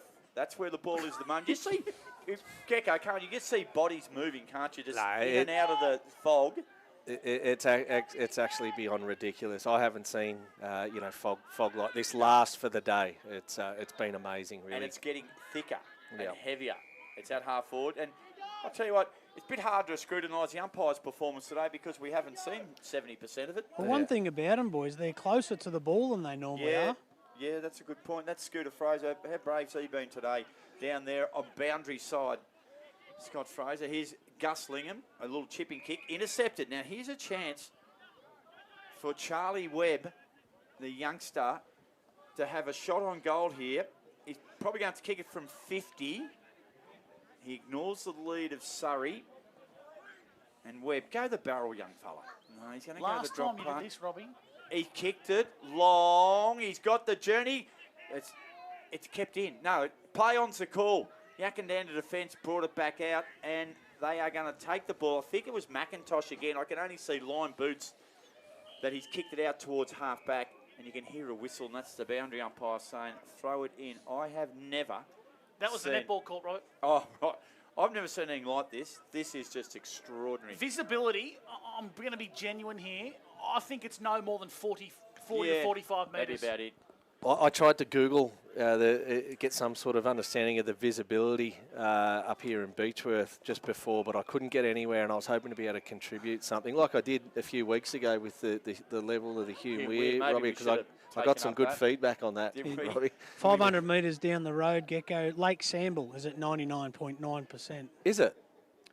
What's it named after, Scott? Oh, Lake geez. Samble. I'll get back to you with that. Isn't there a little thing in the middle of the lake where you can go have a sauna out on the lake? Floating sauna now. Really? Yeah. Can we go and broadcast that? Yeah. Well, this has got heavier, boys. And Travie Cartwright on camera here for an... Travie left half an hour ago. He's just left it freestanding. The game could have finished half an hour ago, boys. I've got no idea. He's gone to have a sauna on the lake. Scoot, I reckon you could go out there, mate, and I reckon Beecher think you're playing for them. With your blue jacket on. Well, Sam McKenzie's been on the interchange for Yak for the last 10 minutes, yelling out. No one knows where the voice is coming from. They think it's old mate in the cemetery yelling out to him out the back. He wants to go on and get warm and play the last couple of minutes, but no one can see him. Here he is. Austin Fendick has the ball at half-back. He's on our broadcast side of the ground. Gus Sinclair provides a nice shepherd there for Ray Ferrugia. Now it's Geordie Eaton. Don't do that, Geordie. Keep it this side. Oh, well intercepted there by Brent Surrey. Gavitt kicks it across the ground. He's got a couple of teammates there. One of them might be the youngster in Ollie Kavanagh. And Kavanagh's got it. That's not a bad-looking kick either. Oh, did he kick it? No, I don't think he did, Gus. There it is, the kick. Now he has. I'll go with Connor Stone's got it now. You pick that head anywhere. He goes short, and it's going to be... No, I don't think he saw the ball. I got no idea, Gus. Here he is. The ball's coming out to the broadcast side. Here it is. Here we go. Fendick. Now Yackandandah have it. Searching hand pass. Great Oh, hands. vision. Oh, big collision. Petrala into a Beechworth sandwich.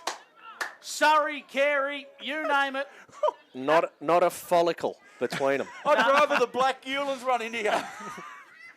Ball up on centre wing. 20 metres from the broadcast box so we can see it. Here's a go.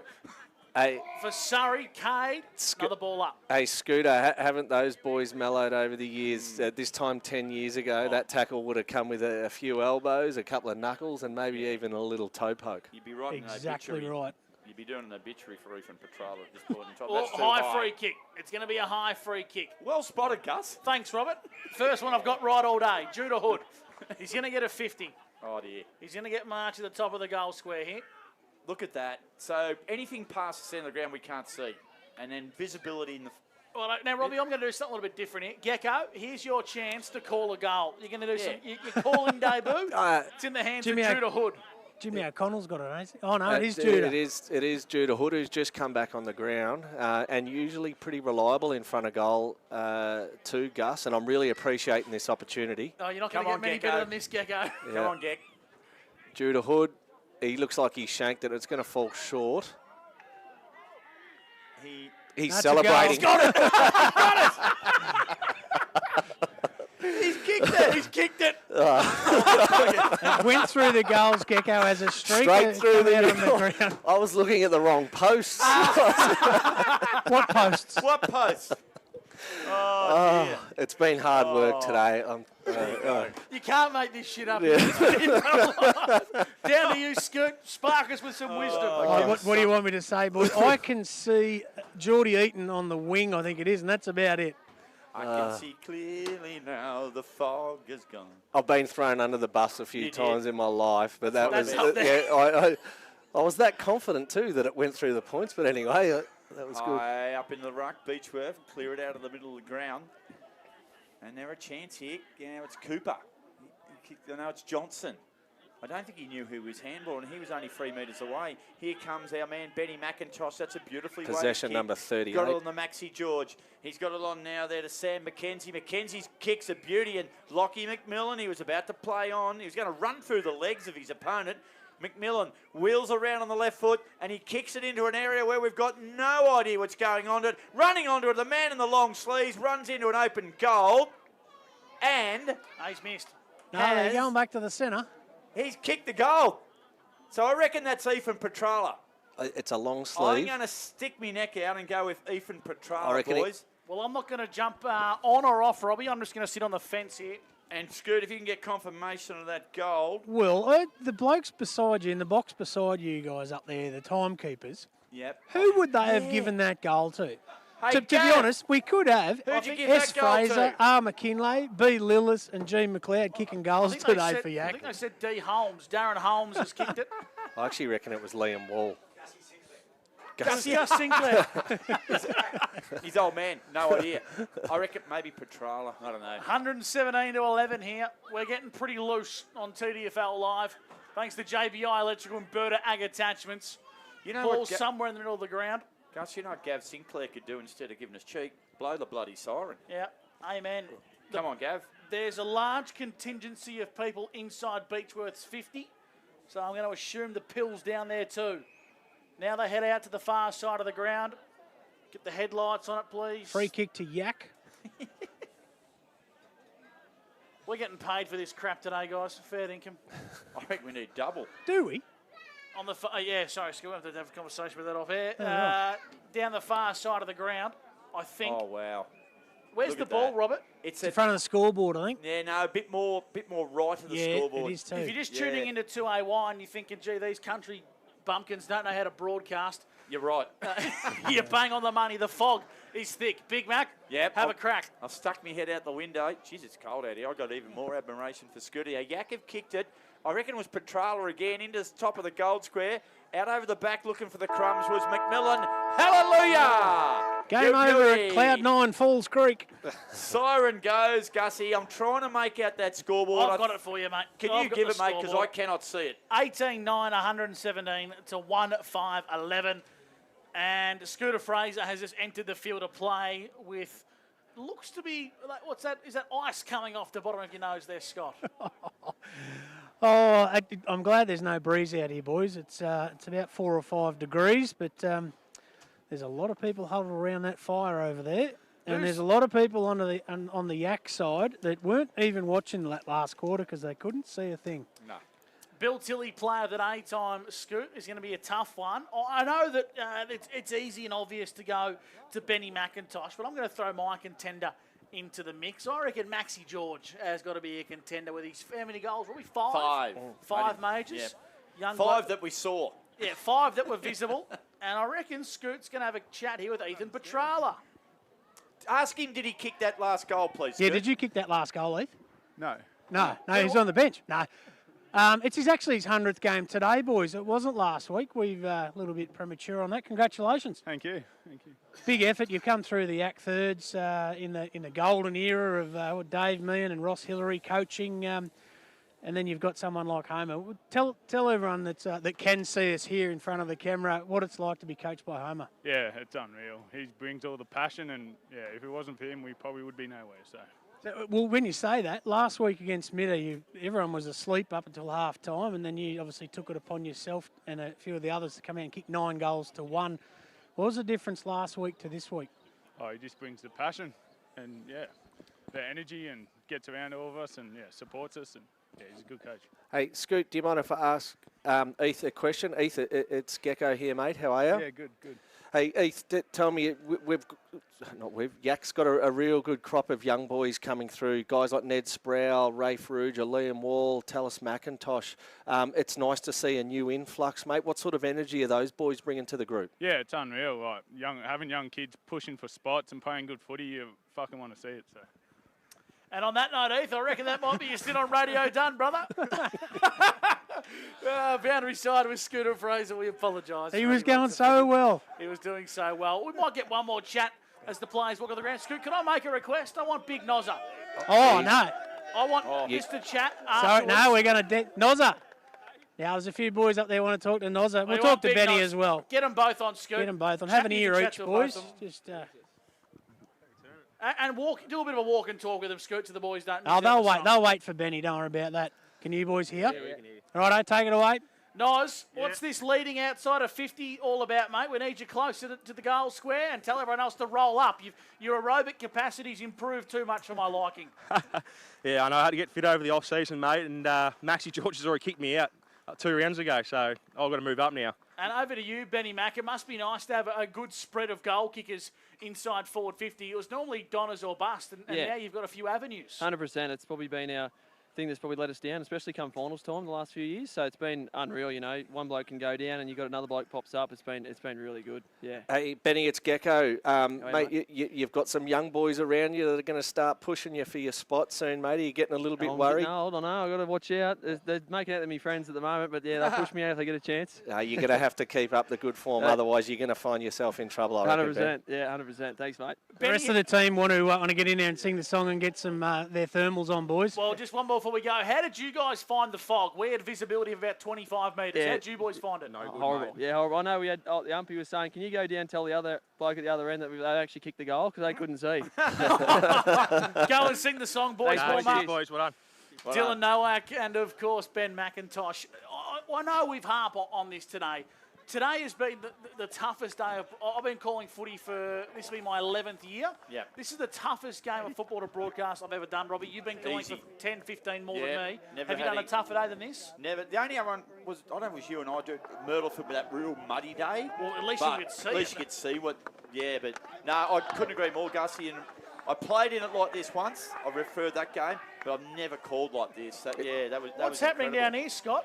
It's a bit of an in-joke, boys, but Ray Ferrugia's finally got himself a girlfriend. And she's been around for a while, but no one ever saw her. So it's the first time she's come up from Melbourne to watch the footy. So And she couldn't see anything. they're all The boy's got a photo with her. they're all getting a photo. Go and get the song, Scoot. The Yak boys will sing this one loud. This day will go down in history. Fair dinkum. Footballer wants a wife sort of stuff, is it? What a day. In serious note, how good are footy clubs? Like they are so good. I love it. It's so good. But the conditions, Robbie, you're 100% right. I've never seen anything like this. Nah, just I did play one interleague game, was up at Corrion, but not all day and not like that. There's something on fire. I can smell burning. Bloody oath. Yeah, what's on? Oh, that would cap the day off. Imagine we got burnt.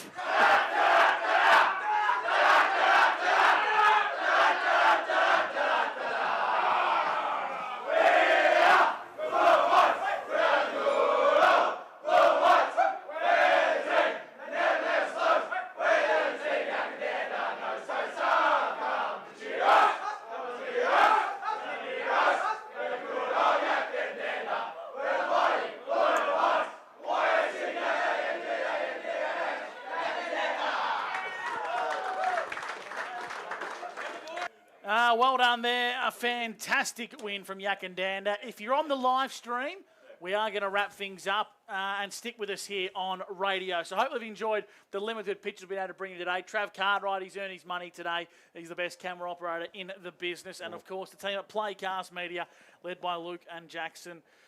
Chilcott done a fantastic job. We'll bring you the radio coverage and we'll continue here. And if you're with us on the live stream, thanks for joining us and we'll catch you.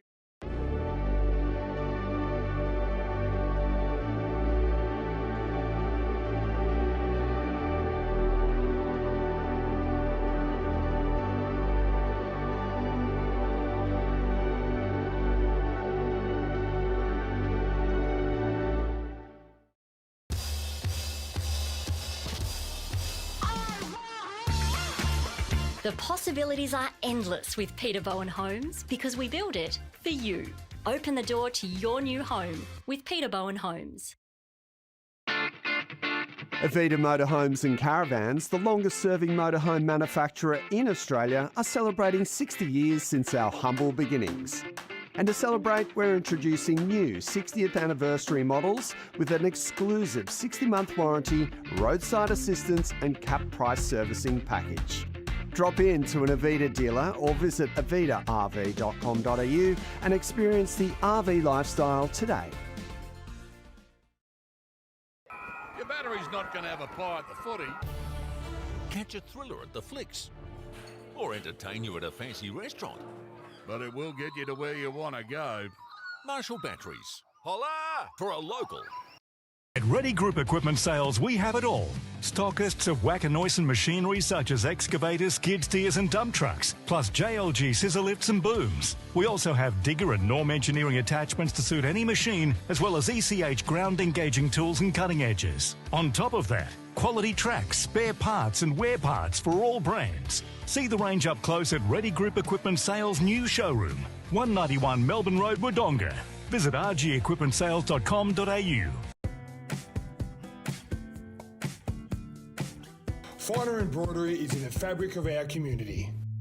Any logo on anything so your business can proudly present themselves well. Embroidery that adds that personal touch that doesn't break the bank. Join the Finer embroidery community today. Proudly supporting the TDFL.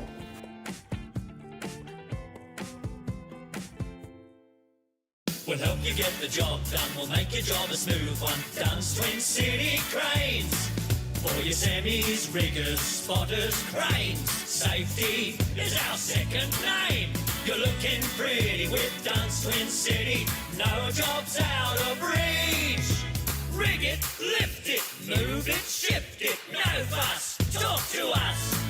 We'll help you get the job done. We'll make your job a smooth one. Dunn's Twin City Cranes.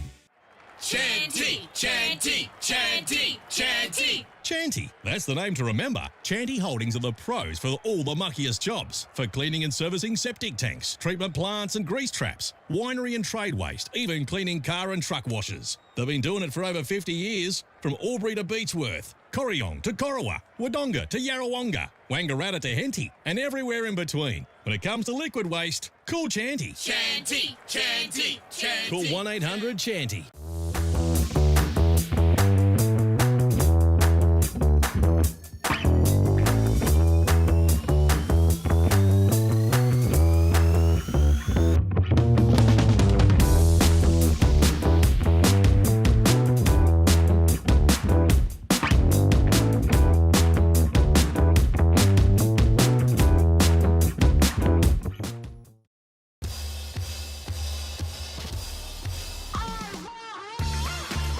The possibilities are endless with Peterbowen Homes because we build it for you. Open the door to your new home with Peterbowen Homes.